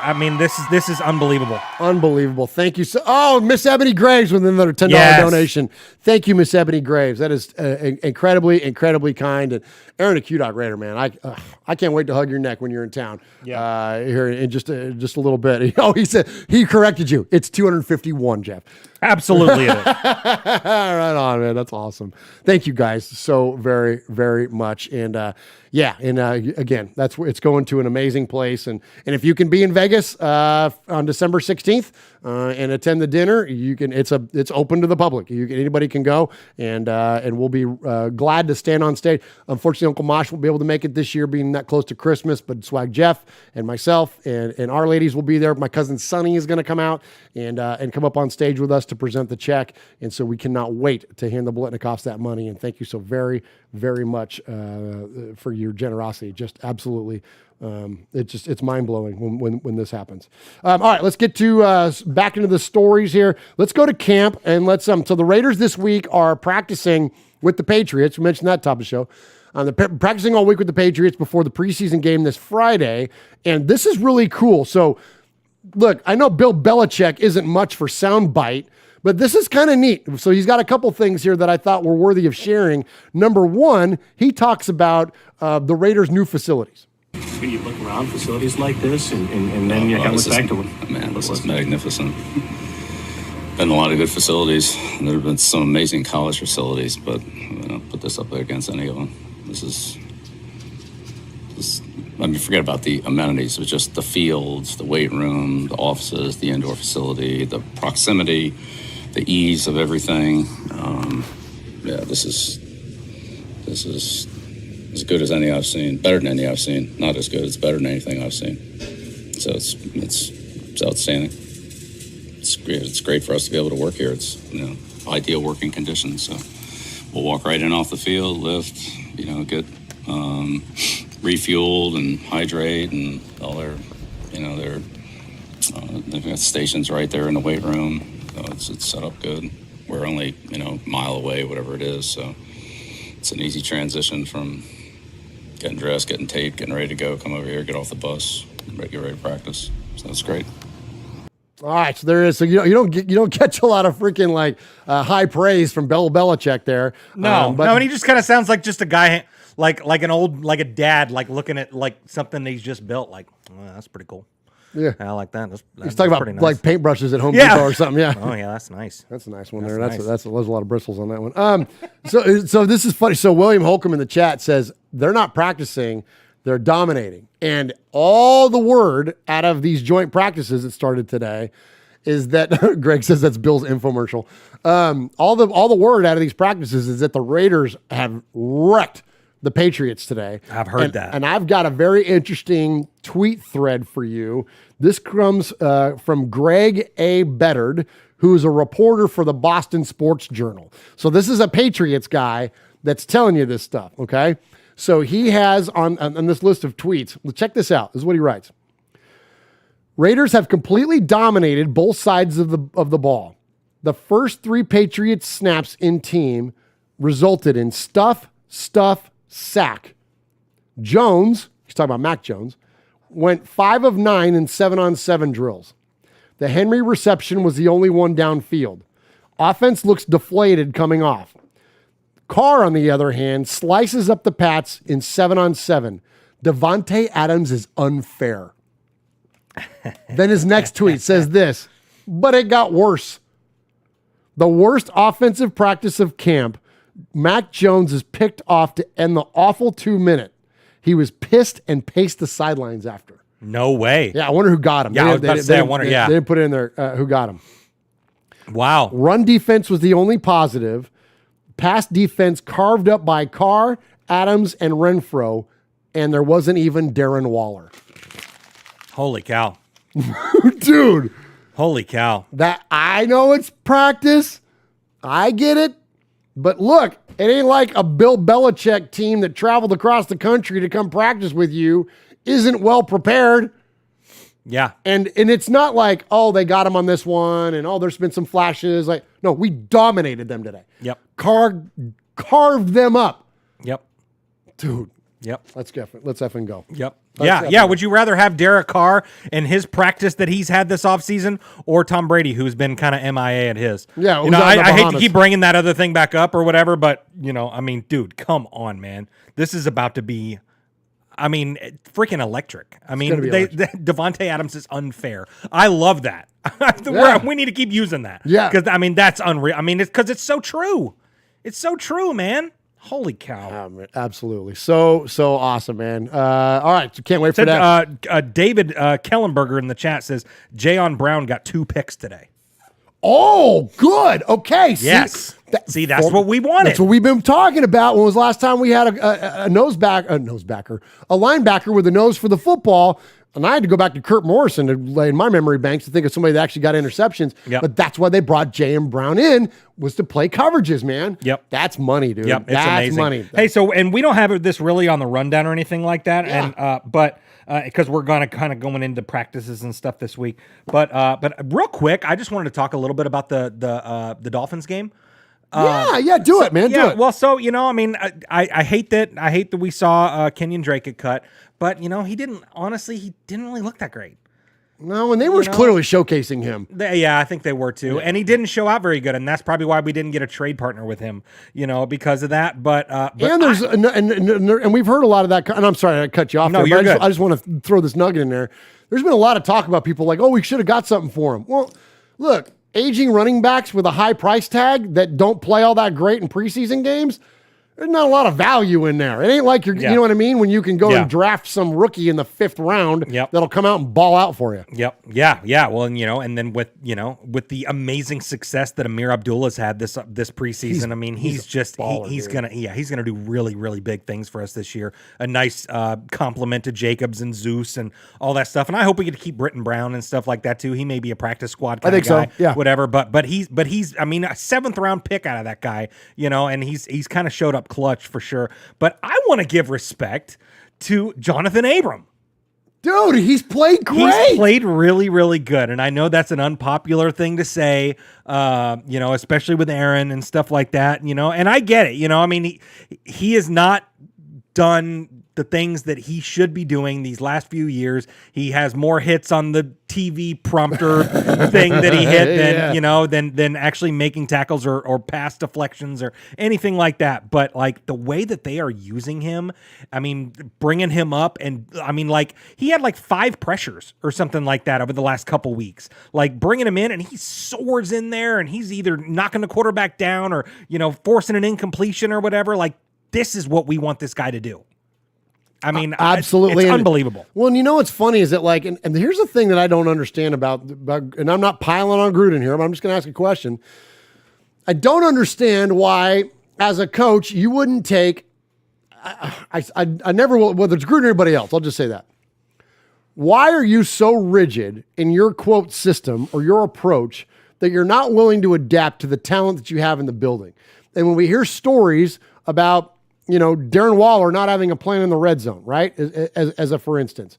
I don't understand that, Jeff. I don't understand why you wouldn't be more flexible to be able to try to take advantage of those play. And Abram is a great example of that on the other side of the ball. Like, we know what he does well. So don't try to put him in this box of coverage.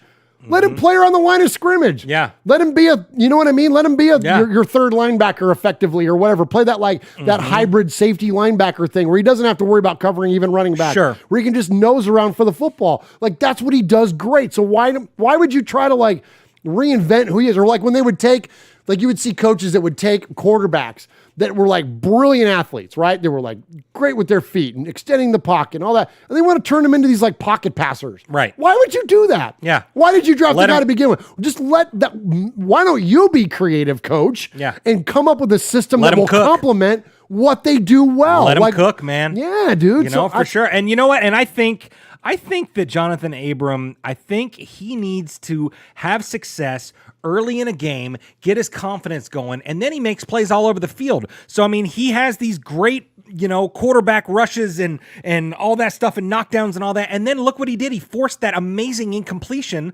against, I don't remember which Dolphin wide receiver it was, or maybe it was Gesicki. Yeah, he came in and punched the ball loose? Yeah, punched the ball right there and forced an incompletion and stuff like that. That's what we want to see.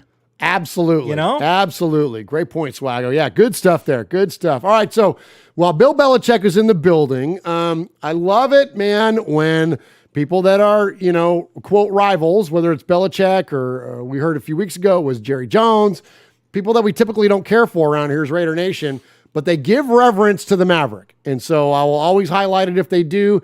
And check this out, what Bill Belichick's comments were about the great Allen Davis. But, I spent a day, with him when I interviewed in Oakland in, 98, after the 98 season. And, spent a lot of time with Mr. Davis. And we've had a good relationship through the years. Did some deals, the Burgess deal, the Moss deal. And those weren't 5-minute conversations. They were multiple weeks, maybe even months. But yeah, ton of respect for Mr. Davis, everything he's meant to the National Football League and NFL. He's one of the early founders, and what he's done for professional football, he's done for to bring equality and opportunity to so many, and his championship level of performance and the standard that he set for himself and his teams and the organization are historical, and it's tremendous. Tremendous man, and it was a huge influence on professional football. I'm sure the game would be a lot different if it wasn't for him. Different today than if it wasn't for him. So, I think we're all indebted for what he's done to help this game, and certainly as a coach and as a professional in the game. And to me, he's one of the Mount Rushmore guys. I love that there. Aaron the Q-Dog Raider says, Belichick referred to Al as Mr. Davis is appropriate. Can't you feel the raw enthusiasm in his dull voice? Yeah, no kidding, that, right? Yeah. No one is more inflectious. Is that a word? Inflective? Has more inflection? Yes. Okay. Yeah, all right. I think that's right. Then Captain Monotone there, Bill Belichick. All right. Next up, so speaking of these joint practices, let's check in with the current captain and leader of the Raiders, Derek Carr, as he talks about the value of joint practices. Yeah, joint practices, people show they show more stuff. It's not as vanilla, for everyone to see, all that kind of stuff. And so I think that's something I've always loved about it. And when you practice against, two coaches that know each other too, I mean, the guys are keeping each other safe, all that kind of stuff. So you're getting full speed to impact, and so you know who won the rep and who, all that kind of stuff. But I just love the different looks you get. It's a different defense. It's a different philosophy. All those kind of things. Situations come up, and I think that you can get a lot accomplished rather than just 14 or 15 snaps in a preseason game. All right, there we go. And I think that's an incredibly salient point there from Carr that, you don't want to see these guys taking live fire in preseason. You want to do it in the joint practices where, basically, like he said, they're full speed up to contact, up to impact. Sure. And so they have full control over what's going on. So you're getting live reps, but you're not at risk of hurting the player. And so I don't think we're going to see Derek this next week. I mean, I'm going all the way to Vegas to go watch the Raiders. I don't expect to see anybody that's going to be starting week one, at least of our main skill players. I don't expect to see. If we haven't seen him yet, them. we ain't going to see him. I don't think so. Yeah. I think this is where they're getting their reps. Is here in the joint practices. All right, let's check in with Derek one more time as he talks about the theme of this offseason, Josh McDaniels and his attention to detail. Being vocal, having those hard conversations that aren't always fun, but I'm definitely having them with guys and just keep pushing because I'm just at a place in my life where, we've been close, on some good, talented teams, but that's just not enough. It's the details that cost us at the end of the Bengals game. It's the details that cost us at the end of certain games. And, going forward, I'm just trying my best to keep pushing our guys, myself included, to make sure that we are so locked in and honed in on that. And if we screw it up, okay, do it again after practice. Okay, you screw it up, it's okay. Watch it again in the film until you really get it. You know what I mean? And so just pushing guys to do that really during training camps when it started, especially after learning the new offense. I love it, man. Attention to detail. That's we've heard that over and over and over again. Yep. And when you're talking about an offense and the I don't know, the potential for it. I mean, you got to have those kind of details. But every coach kind of tells you that. It's a little bit of coach and player speak there. Yeah, sure. But I wanted to play it because I like the repetition of it. I like the fact that this is what the Raiders are focusing on, and this is what they're drilling here in the offseason. All right, so appreciate you, Raider Nation. Appreciate all the amazing donations that have come in. We've got a really, I mean, we're close to hitting another milestone here tonight, and keep it coming. In the meantime, speaking of money, I do want to throw one last thing at you before we jump into the Sea of Fans mailbag. You remember, you probably don't remember, Swag Jeff, but do you remember, Raider Nation, once upon a time, leading up to the announcement of the Raiders moving to Vegas, there was a handful of YouTubers / podcasters, content creators. I don't think any of them are around anymore, but that got decent followings. One of them was on the cover of Sports Illustrated, for crying out loud. Wow. And used to profess about how Mark Davis was in over his head. He didn't have the, and I'm using this term exactly, the business acumen. The quote, for those of you that are on the audio podcast, the quote, business acumen to be able to run the franchise. Railed against Mark Davis over and over and over again. Told you that they were never going to move to Vegas. Told you that Oakland was going to win lawsuits against his team. Basically just a bunch of bullshit that was spouted off. And one of the reasons that I chose to name this show, Sonny and I both chose to name this show Raiders Fan Radio, is that we wanted you to know that we're fans and our opinions are nowhere elevated above your own. Everybody in the chat room, everybody in our listening audience, we are all on the equal playing field. I'm not a journalist. I'm not an analyst. I'm not a former player. None of us are. We're just fans of this freaking football team. And so because other fans at the time were listening to these voices and taking them as fact and taking them as like that there was merit behind it, when in all actuality, it was all bullshit because they're just fans too. They're reading the same articles you are. They're listening to the same podcast. They're watching the same TV shows. So they don't know anything more than you do. So all those people back then that we had interactions with, not always positive. Here's what I'll say to you. All that criticism that the Raiders took back then from all those fools. Now, according to Forbes, the Raiders are worth $5.1 billion. That's good enough to be the 9th most valuable franchise in the NFL. That's a 49% jump from last year. $5.1 billion. This team used to be 31st in the NFL. And now we are number 9 in the top 10 of all of the NFL. Now tell me how Mark Davis can't run a football franchise. There he is, baiting, looking. He's under the gun. He's tied, he throws. It is. He caught it.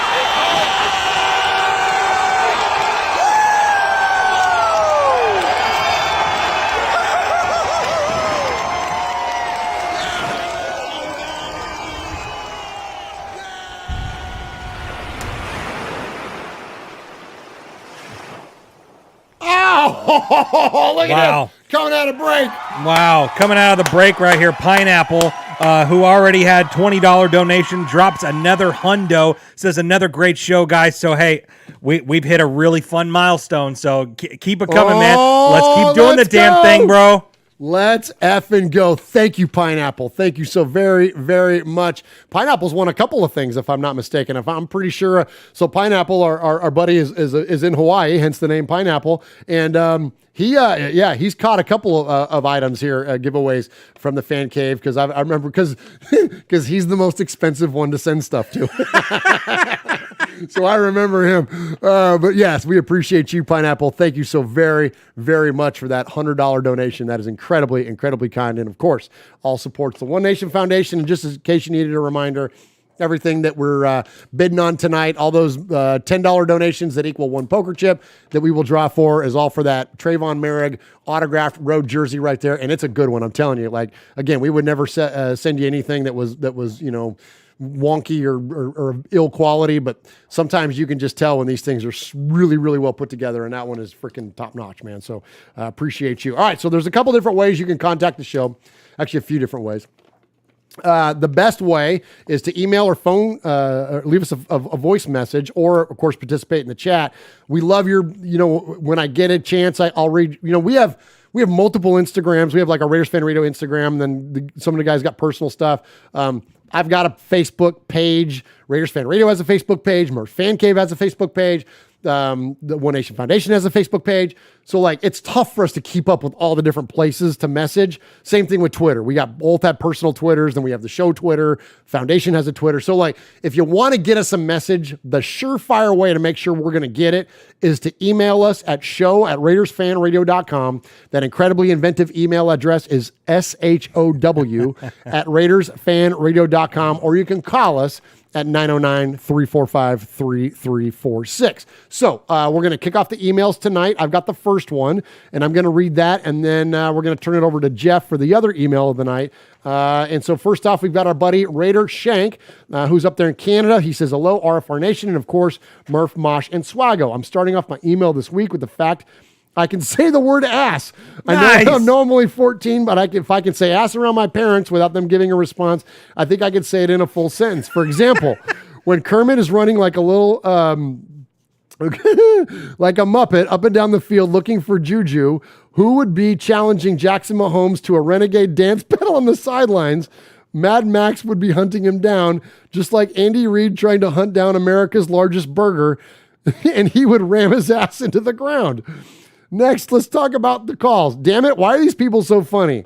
I was trying to win the Sizzler. Raider Karaoke Kid and me dying with his Raider Born Rico song. Houston Raider Steve said the phrase of the year. I won't say it because I'm 14, and that's actually something I can't say. Man, these people are so creative, and they always come up with some of the best emails of the week and calls of the week. Now for the Dolphins game. A little closer than I wanted it to be, but the Raiders were still able to cut off the fins of the Dolphins.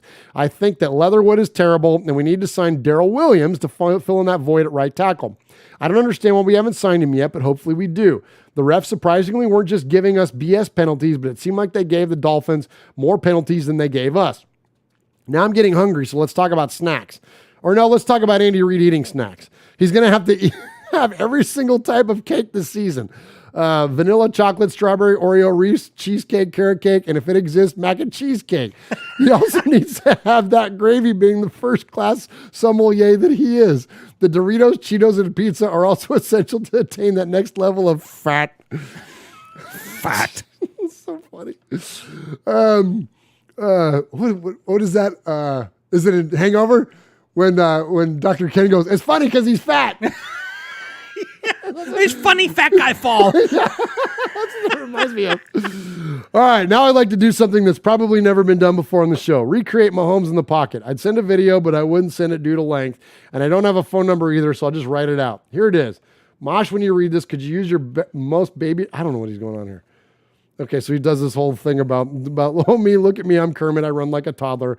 I have the crappiest relatives you'll ever meet. Tyreek, are you there? Oh, anyways, he goes on from there. Tyreek, can you hear me? Yeah, there you go. Thank you. Thank you for the save there, Swag Jeff. Perfect. Before I close out my email, I'd like to thank Russell Wilson. As much as we all hate the Let's Ride comment, I've modified it to make it more Raider appropriate. Okay, so last week we asked for your rebuttals to the Let's Ride. Oh, okay, good. What could we come up with to counter the Let's Ride movement that's going on? I've modified it to make it more Raider appropriate, so here it is. Raider Nation, let's whoop some ass. Nice. Nice. Take care, Nation. Raider Shank, proud made man, proud owner of a nickname that means to stab someone, and hopeful for Rookie of the Year 2023 fannies. P.S. Since school is starting for me soon, I won't be in the chat room as much, just an FYI. Nice. Good stuff there, Raider Shank. Yeah, thanks, man. Yeah, we appreciate you, my friend. That is awesome. All right. Fat. Oh. Wait, you just tease us for that? Fat of the week. You look like melted ice cream. Ugh, I can actually hear you getting fatter. Says he's fat. Who's fat? Too fat. Big fat fatty. And now to Swag Jeff. Yeah. Hey, You jackass. Sorry. You know I love you. Yeah, you do. Good evening, RFR family. Hope you're all well. 19 days, everybody. It's only 19 days till we take LA in week 1. It's taken forever to get here, but it's not too long to go now. Another preseason game has been ticked off, and it's another late finish for me against Miami, and I had a head like a blind cobbler's thumb the next day, but it was worth it to see the boys in action again. I have to say I'm actually enjoying the preseason. It's not just the fact that we're 3-0, but because after 40 plus years watching this wonderful game, I'm still learning new things all the time. Styles of play, coaching, and the way we are evolving into this new way of performing. It's refreshing. The new coaching staff are utilizing the players effectively. The process seems well thought out, and we're ironing out the rough spots in a calm, methodical way. Obviously, the ups and downs continue. I believe the positives are outweighing the negatives. The players in these games are like the stars in the sky, some shining brighter than others, and they have been given the opportunity to make mistakes and learn. That being said, I was a little more angry than usual at some of the O-line. I was reassured after watching Scott and Murph on their post-game show, though. Calm rationality winning the day, although Scott did look like he'd been filling the swear jar. I'm still going to bang the drum of getting experienced help on the O-line, but there's still time for it, and there's still time for it yet. It's becoming more and more obvious that we need some help in there. Mentioning no names, but seeing an offensive lineman bullied more than once without raising his arms is very unnerving, and that's something a high school coach wouldn't tolerate.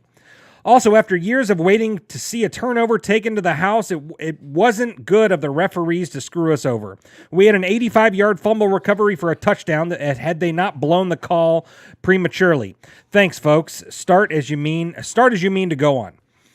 This week will be really interesting with more roster cuts on Tuesday. As I type, Nick Mullins has gone to the Vikings. Linebacker Tay Davis has been signed, and Kenyon Drake looks like his days are numbered, and the numbers are at 0 now.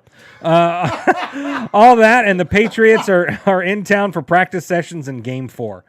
Back on show 255, the caller in the 775 brought up the subject of superstitions.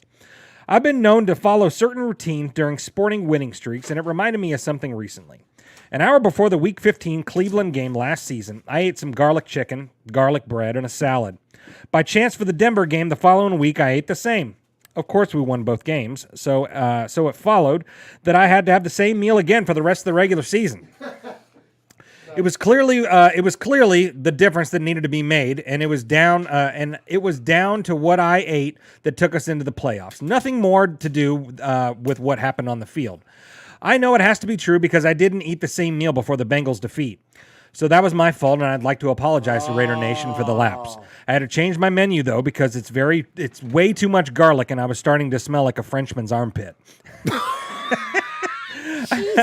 I've made plans for the meal on opening day this season already, so we'll be okay. Elsewhere, I'm making early runs for Idiot of the Year. An early run for Idiots of the Year are the morons at PFF. Failing to have DC on their top 10 projected passing yard list is the work of a 3-year-old with a crayon. I get some of the names on there, but not having Derek Carr is crazy. The guy averaged 4,200 plus yards over the last 4 years, 4,804 last year, and this year. And look at this year's weapons. Such a lack of understanding and respect. Please pin the list on the wall of the locker room for all to see. There will be no need for any motivational speak this year. And finally, in the land of there's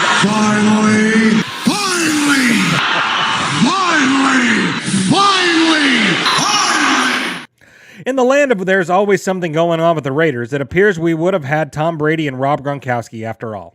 Nah.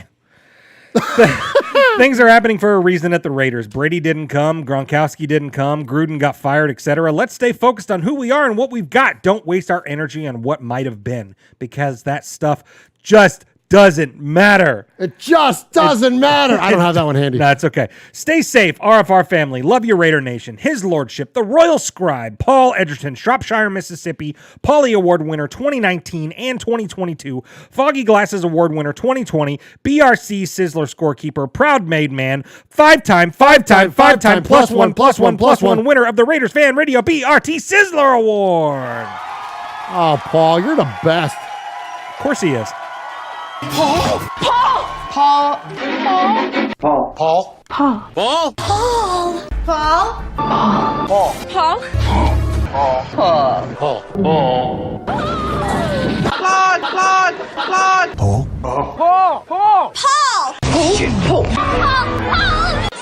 your name Paul? Hello? Paul. I met him with Paul. Who? Paul. Paul, yes, Paul. Paul's not here. Hey, Paul. Paul. Hi. I'm Paul. Sure, they're terrific athletes. But it doesn't matter. Do you know that they use the most sophisticated training methods from the Soviet Union, East and West Germany, and the newest Olympic power, Trinidad and Tobago? But it doesn't matter. It just doesn't matter. It just doesn't matter. I tell you, it just doesn't matter. It just doesn't matter. It just doesn't matter. It just doesn't matter. That's the best. So good. The legend Bill Murray. All right, just doesn't matter. But what does matter is when you call the show. And you Hell yeah, it matters. Hey, that's a segue. That's what us pros do around here. You can. Crickets. There we go. So that's what us non-terrestrial radio people do. How about hitting the post? Hit the post? Yeah, hit the post. What post? You know what the post is? The ghost of the post? No, ask your dad about what hitting the post is. For those of you that don't know, Jeff's dad is a real DJ, and not DJ, a real radio guy. The host of the #1 morning show, for crying out loud, around here. Yeah. Hitting the post. That's when in the old days. I'm going to go on a divergent path. I'm going to shut up. All right, let's move on. Let's get to the calls. We're running out of time. My life is Thank running you. out of lifespan. So next up, let's kick off the calls with the man that we call the capo, because every crew needs a captain, and so he's the leader of the Made Men, and he is Aaron, the Q-Dog Raider. Greetings, I'm American Secretary Moss. On the boss, Sonny, our Sergeant Ron Silver. Big Raiders Trucker. Moto for women. Universe speaks. Ramon the Mean King. Swag Jeff. Wild Raiders. Splatterhead. Chuck McCann from the Negro Nation. Ron the Mater Raider. Nation. Now, gratitude goes off first and foremost to Don Murph, who is commemorating surely the birthday of Kobe Bean Bryant, gone too soon. But moving forward, by now we've probably heard about Dana White and how he put out the story that the Raiders were on the verge of signing both Tom Brady and Rob Gronkowski. Now, since the deal never got done, I really have no reason to care. Who cares? Now, a lot of QBs head into the 2022 season with heavy expectations, but for Hall of Fame wide receiver, NFL analyst Michael Playmaker Irvin says that there's one particular quarterback heading into this season that has more pressure on him than anybody else. While appearing on First Take, Irvin declared that the Las Vegas Raiders quarterback Derek Carr is under the most pressure. He cited former head coach John Gruden making that decision, yes, the one that I already mentioned, about taking DC4 over the prospects of taking on a TB12 as part of the reason why that there's going to be added pressure on this cat. I mean, there's no more excuse for you, Irvin declared. You have to show up right now. DC4 was just, I guess he has only 2 winning seasons and is only 57 or 70 as a starter. That's 57 up with 70 losses. Now, given the arms races that's just escalated in the AFC West, some people, such as Cowherd, like this guy, are speculating that DC4 and the Raiders are going to finish at the bottom of the pile. I beg to differ. Now, moving forward, is DC4 under the most pressure in the NFL, or is Michael Irvin, and Big Raiders trucker for that matter, wrong about it? Now, the Raiders moved to 3-0 this month after their 15-13 victory over the Fins on Saturday. And now they have a chance to be the NFL's only 4-0 preseason team. Now, you can get that in 50 cents and you can buy you a cup of coffee at your Dunkin' Donuts. But moving forward, I mean, think about this for a second. Before the team sits, upon the Iron Throne, so to say, just be topical, head coach Josh McDaniels and GM Dave Ziegler, they've got some decisions to make, especially by today, which is cut down day, about how they're going to round out this particular season's team. Now, there are winners and losers from this past weekend's games, and let's go ahead and start off with an unlikely winner, Jonathan Abram. Now, Abram hasn't, lived up to the number 24 jersey so much, but he posted 89.7 overall PFF grade that ranked him third among all safeties this past week. Now, coverage has always been an issue for the hard-hitting defensive back, and it's a weakness, but he put together a strong performance against the Dolphins with a 78.6 coverage and grade.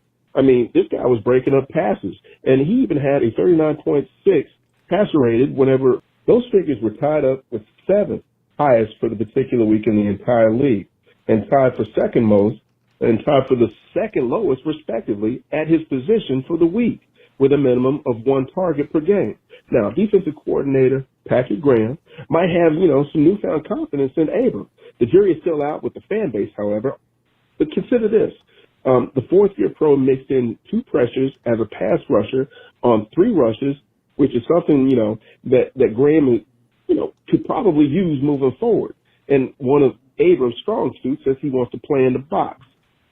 Loser, Alex Leatherwood. Now, this week I guess it was Leatherwood's turn to deliver another poor performance, allowing 5 pressures, 1 sack, and 1 QB hit, and 3 hurries.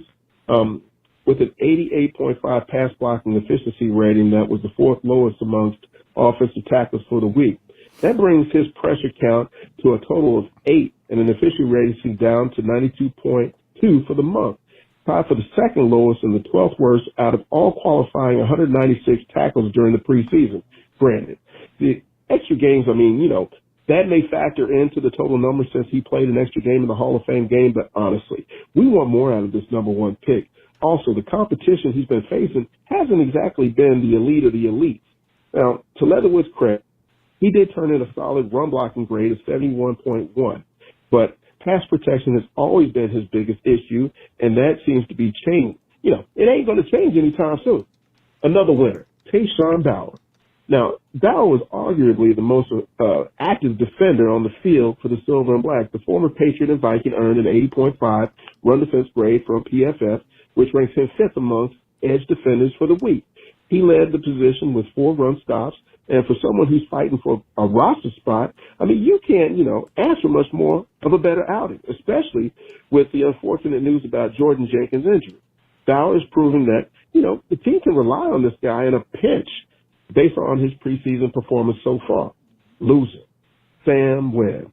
Heading into the weekend, I had a lot of hope for Webb.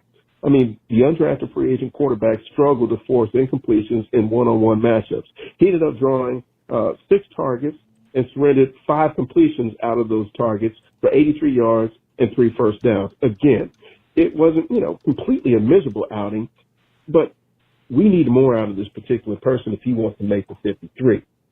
Winner, Jarrett Stidham. Truth be told, Stidham primarily lands on the winners list based upon the transaction news from earlier on Monday when Nick Mullins was unceremoniously traded to the Vikings for a conditional 7th-round pick. And all these 7th-round picks, I hope we're going to package that for a draft for somebody else to help along the offense. That's in the past 2.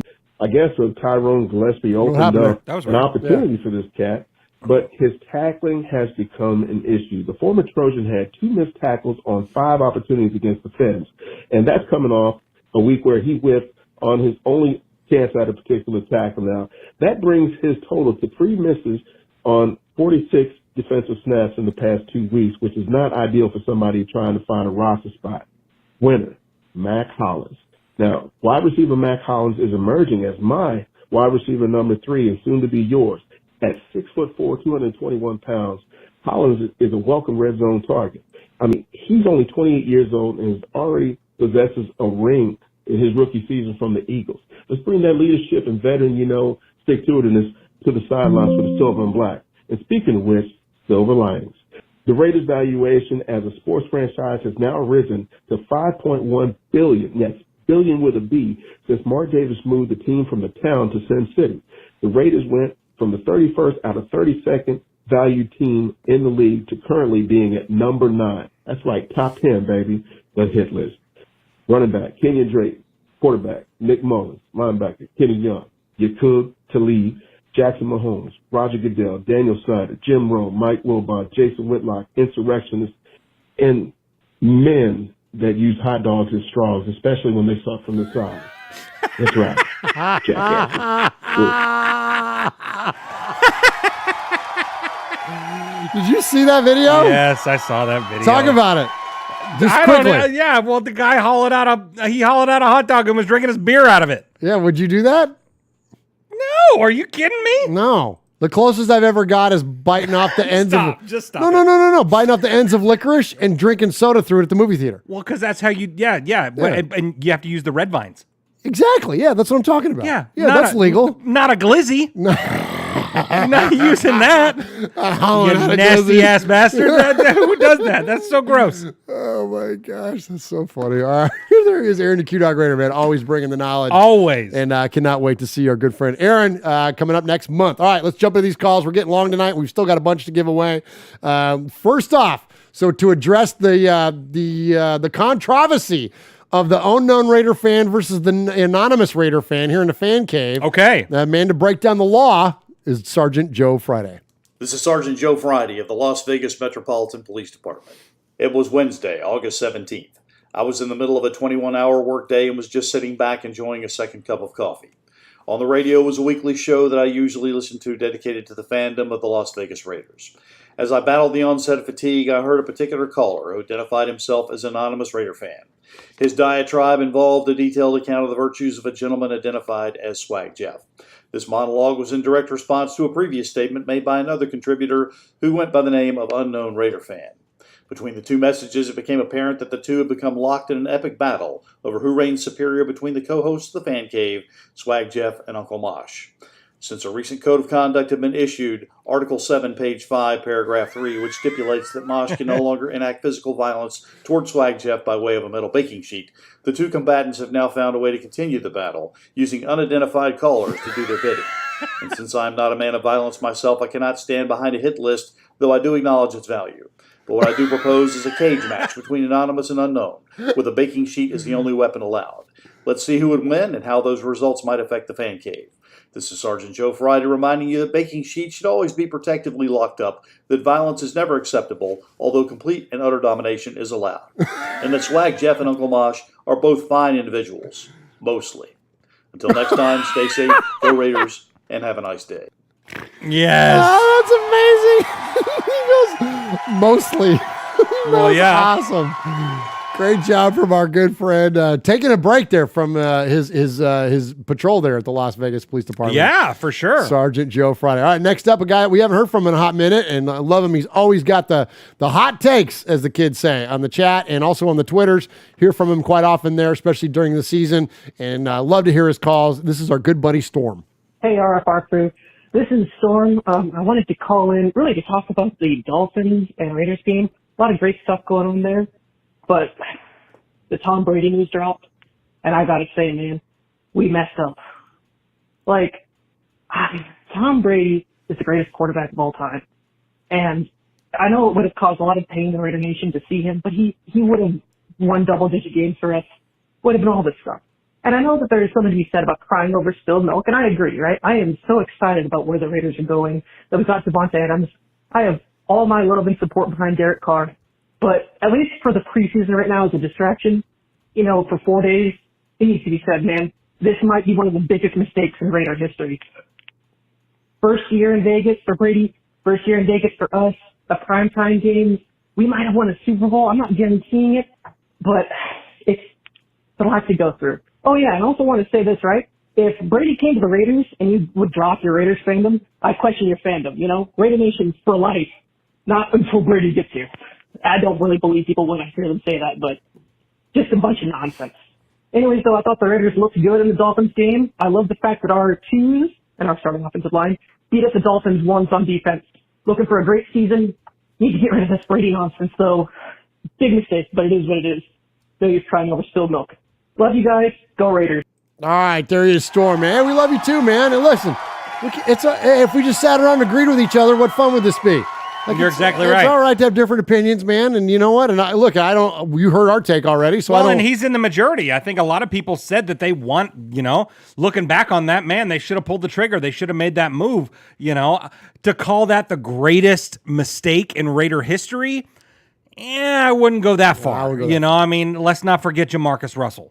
You know what I mean? Let's not forget some of these other things that the Raiders have done and stuff like that. But, hey, we're all about, opposing opinions and all that stuff, and we can still hug each other's neck afterwards and stuff like that. Absolutely. Because we're all part of Raider Nation, but, he's in the majority. Most people are pissed. Yeah, well, that's true. And you know what? I will say this, though, and here's where he and I do completely line up on, that, when we say this thing is for life, that is no joke. And if you're backing out of Raider Nation because of a personnel move, then you weren't a fan to begin with. And look, and that's not, whatever. People can do with their fandom whatever they choose to do with it. But when I hear people say, well, I used to be a fan of, well, then you were never a fan to begin with. Because if you used to be, and then I've said it, and I'll just briefly before we get to the next call, the only way I cease to be a Raiders fan is if they stop being the Raiders. If they change their name to the Renegades and they start wearing green and yellow, well, then I don't have any affiliation to the city of Las Vegas. I love Las Vegas, but I'm not from there. I don't have any connection back to the Renegades. So I'll never stop being a Raiders fan. So if the Raiders stop being the Raiders, well, I'll still be a Raiders fan. I'm just not a fan of that new thing, whatever they turn into. You know what I'm saying? Sure, totally. That's the only reason that I would ever alter my fandom. They signed Jerry Rice. This is the guy that punked us on Monday Night Football and scored the all-time touchdown record and freaking punked us in the Oakland Coliseum. And then he came and played for us. Like, I mean, seriously, like we got over that, So anyways, yeah, hold on to your fandom. Don't let anything intrude upon that based on what the Raiders do on or off the field. Like, unless they do something completely egregious. All right, next up, let's check in with our buddy. This is our second time caller to this guy, Donovan. Love his call, and let's check in. Hey, what's going on, man? It's Donovan, man. Hey, man, just calling in about this Dana White thing, man. I'm not even mad. I don't even care, man. Just the fact that John Gruden kept that motherfucker. Just the fact that he kept Derek Carr. Missed that one. Instead of Tom Brady lets me know everything I need to know, man. Do you know why I'm happy that we didn't take Tom Brady? Because that mother called Derek Carr led us to the playoffs. We was at 6-7, man.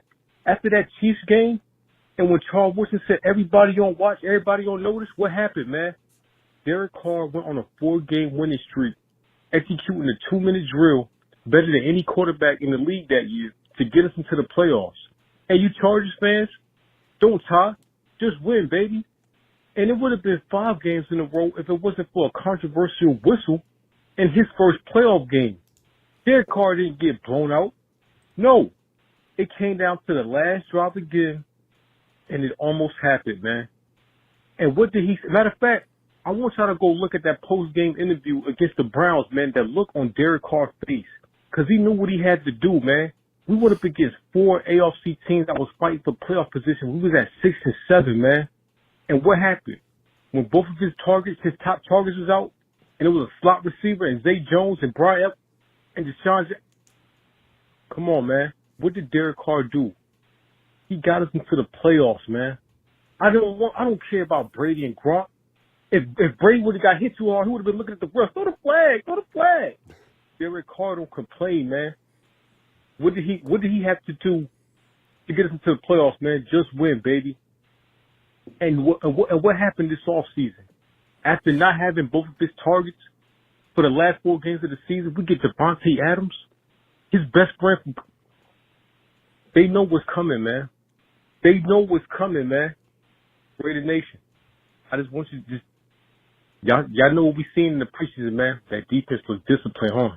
Oh yeah. They don't understand, man. Hey, Josh McDaniels, if you somehow come across this, all that Patriot way BS, he's gonna implement the Patriot way, just win, baby. Cause you already made that choice coming to the dark side when you told Mark Davis, it was a fumble, man. Mark Davis know what it. Raider Nation, man. I can't wait, man. Hey, look, I understand just win, baby, but it's a commitment to excellence, man. Are we committed, man? Because I know we want 1 Super Bowl, but I want 2, man. Now I want 3. Now I want 4, man. Let's go. I want 4. Let's go. I need 4. Mark Davis, man. If you come across this for some reason, man. Google Voice.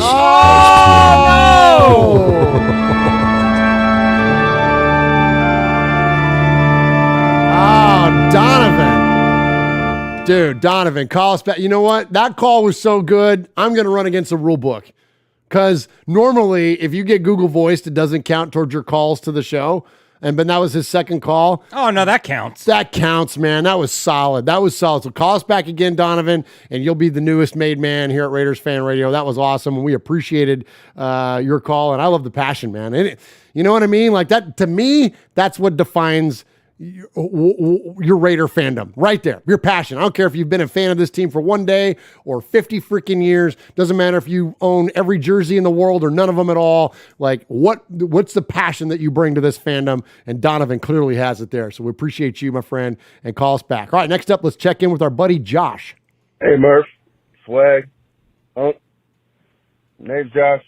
Been watching your show for a long time. First time ever calling in. I just had to say something. Man, fuck Tom Brady.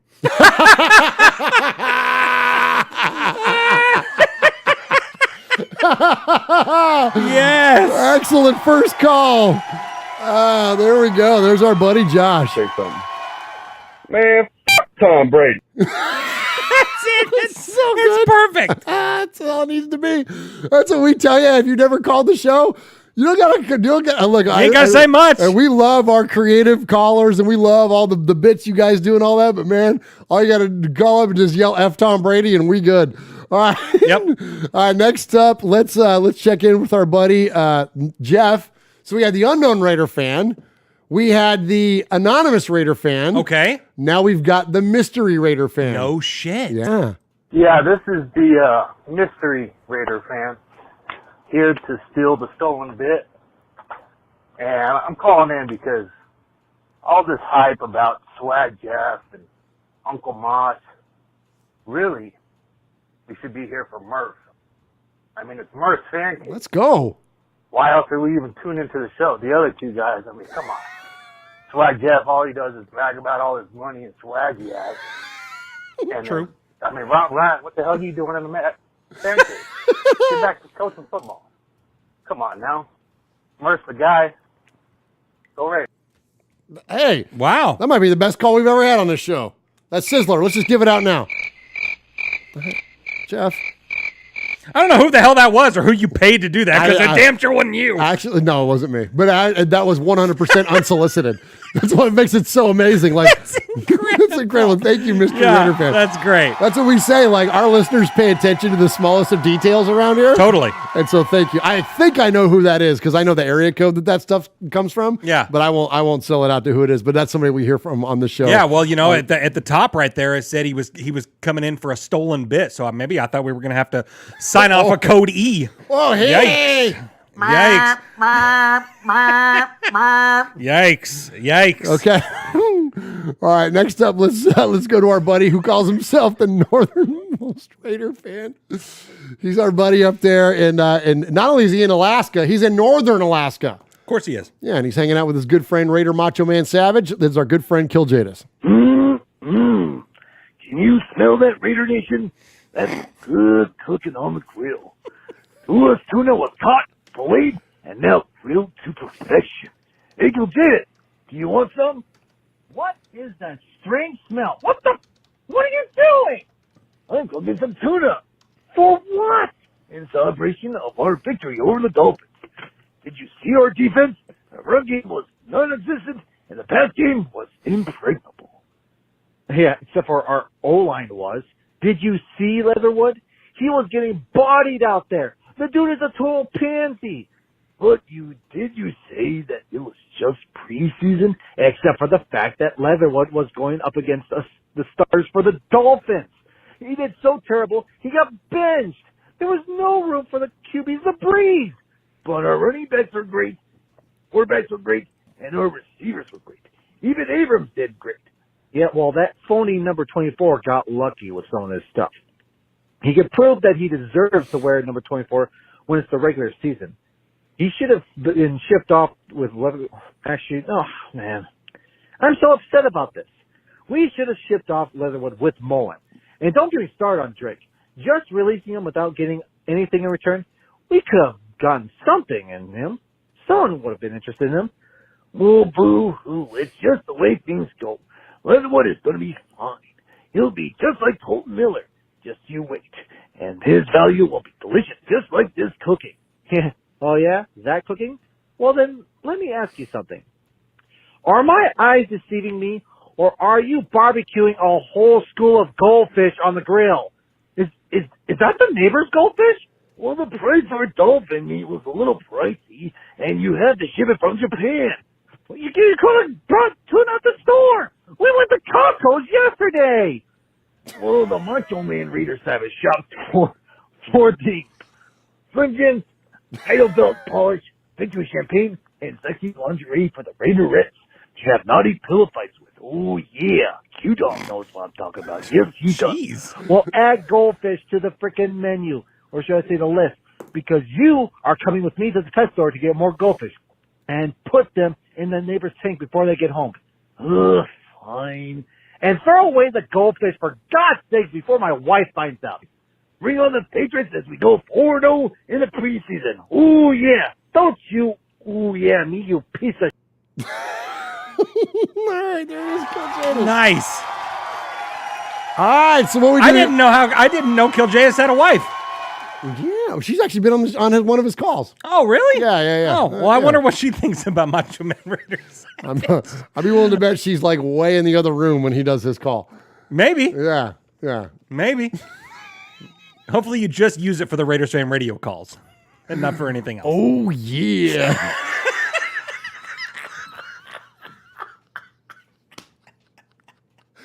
Snap into a Slim Jim.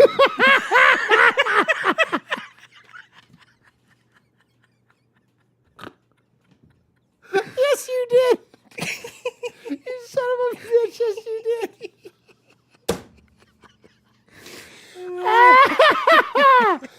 All right. So tell us what we do at the end of the call. So at the end of the call, Uncle Mosh normally picks the best email or caller of the night, and so when he's not here, it falls onto me. So And so what do we call that thing? It's the Sizzler, man. It's the best call, emailer of the night, whatever. So we started the night with Raider Shank, who had a great email and tried his new tagline. This is Raider Nation.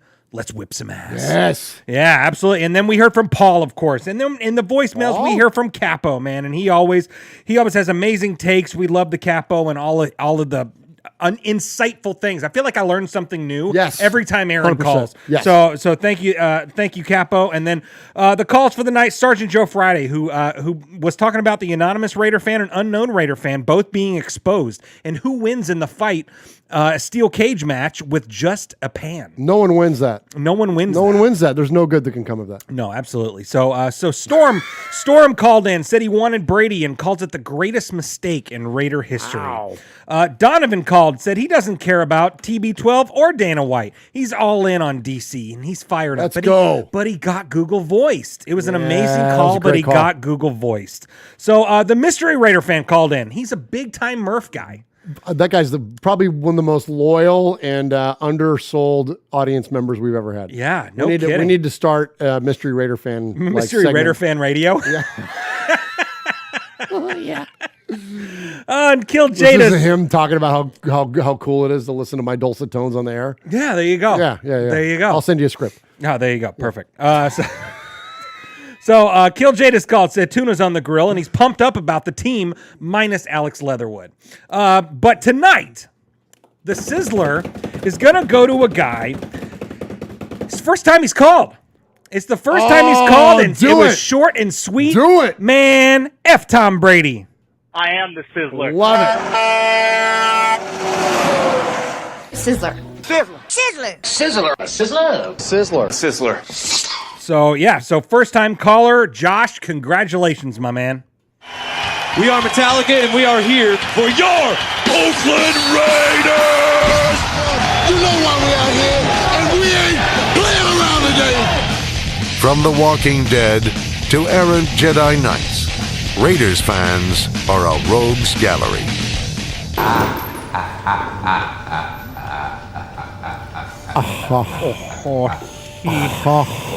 Hollins. Hollins. Goodbye, Kenyon Drake. Man, Tom Brady. That's so going on the board. Yeah, that needs to go on the That's board. so going on the board. Yep, absolutely. All right, Swag, let's give something away. Let's give something away, man. So donations have stopped. The donations have stopped, but we had some amazing donations Oh my tonight. gosh. And we're gonna go down the list. I'm gonna save all the big time donations for the end right there. So Murph's gonna come around over here and he's gonna hold this bucket for me right here. And is that what you're doing? I'm doing two things. Oh, good. You do all the things. Yeah, we're gonna how many guys do we have give more than $200? So we had 3 people give over $200, and Pyra 1975 was over 100. Okay, we're gonna do an extra drawing for those ones for this Ronnie Lott signed Benny Hill. Oh, perfect. I'm gonna throw it in. Okay, perfect. And we're gonna get with our folks at TeePublic as well, and we're gonna send out a couple shirts to these big dogs. So we can't thank you enough. So we're gonna start. So Kill Jadis, #OneChipGang, $10 donation. Tyrone Graves, $20 donation. Raider Kojo, $20 donation. Ebony Graves, $30 donation. Thank you, Miss Ebony. Matt D, $20 donation. K-Matt, old school guy. Yeah, man, for sure. YO Raider, $20 donation. Good buddy Ryle. Yeah, Tider Raider, $30 donation. Thank you, Ty. We'll see you soon. Leo Torres, just retired from the military, $10 donation. Much respect. Thank you. Yeah, Pyra 1975, $10 donation. Thank you, Pyra. John Ogle, $10 donation. Thank you, John. Greg, $10 donation. Thank you, Greg. And Trinidad, $10 donation. Hey, Trin. Thank And you, now buddy. to the big boys. Oh, boy. Pineapple, $120 donation. Let's go, Yeah, Pineapple. $120 donation. Absolutely, absolutely. So next up is Big Shane. Big Shane. Big Shane. $200 donation to the One Nation Foundation. Absolutely. Big Bass Raider. Big Bass Raider. $250 donation to the One Nation Foundation. Yeah, thank you so very, very much.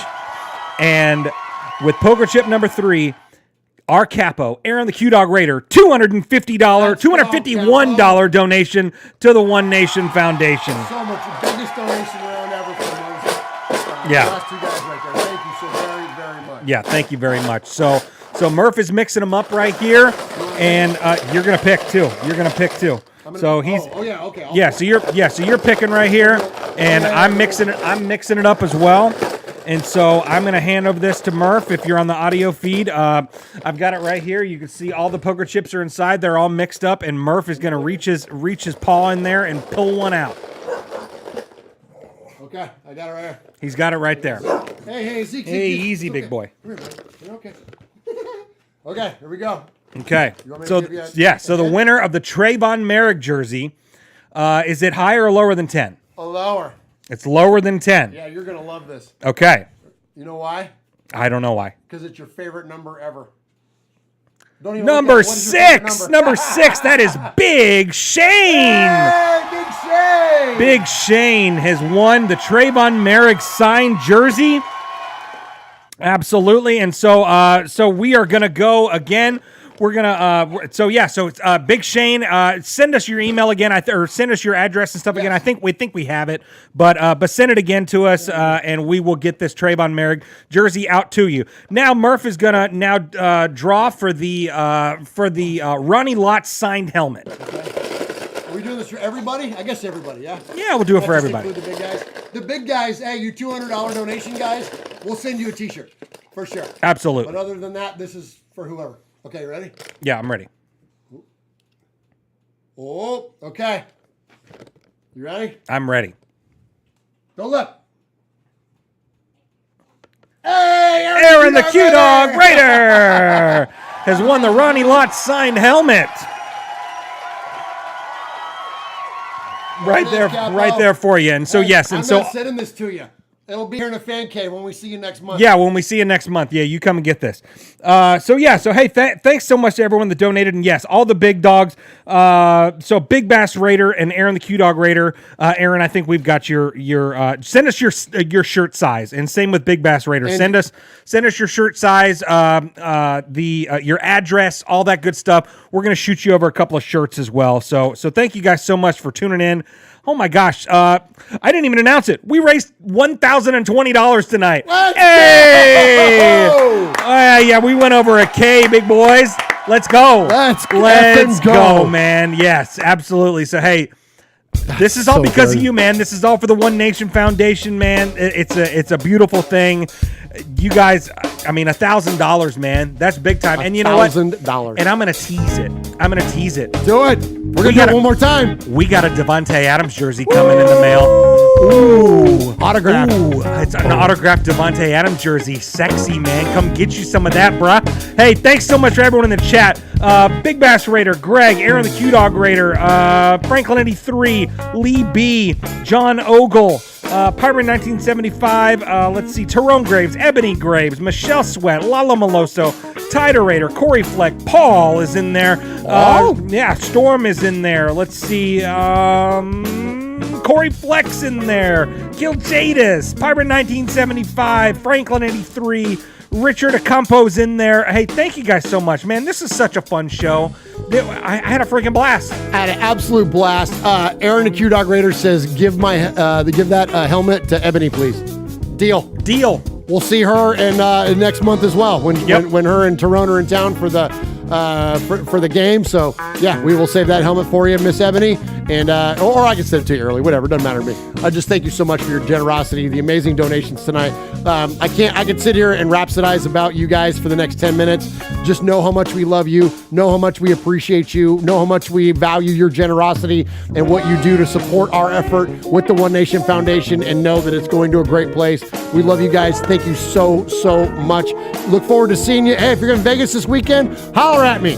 Other than that, we'll see you next week, next Wednesday. Swag Jeff, take us on out. Hey, man, thanks for tuning into Raiders Fan Radio, where we take a lighter side journey into the dark side. Don't forget, folks, what happens in Vegas started in Oakland. Love you, bye. Yeah, don't remember shit. Don't remember shit. Yeah. Good night, YouTube. Goodbye. You guys are the best. Yeah, you are.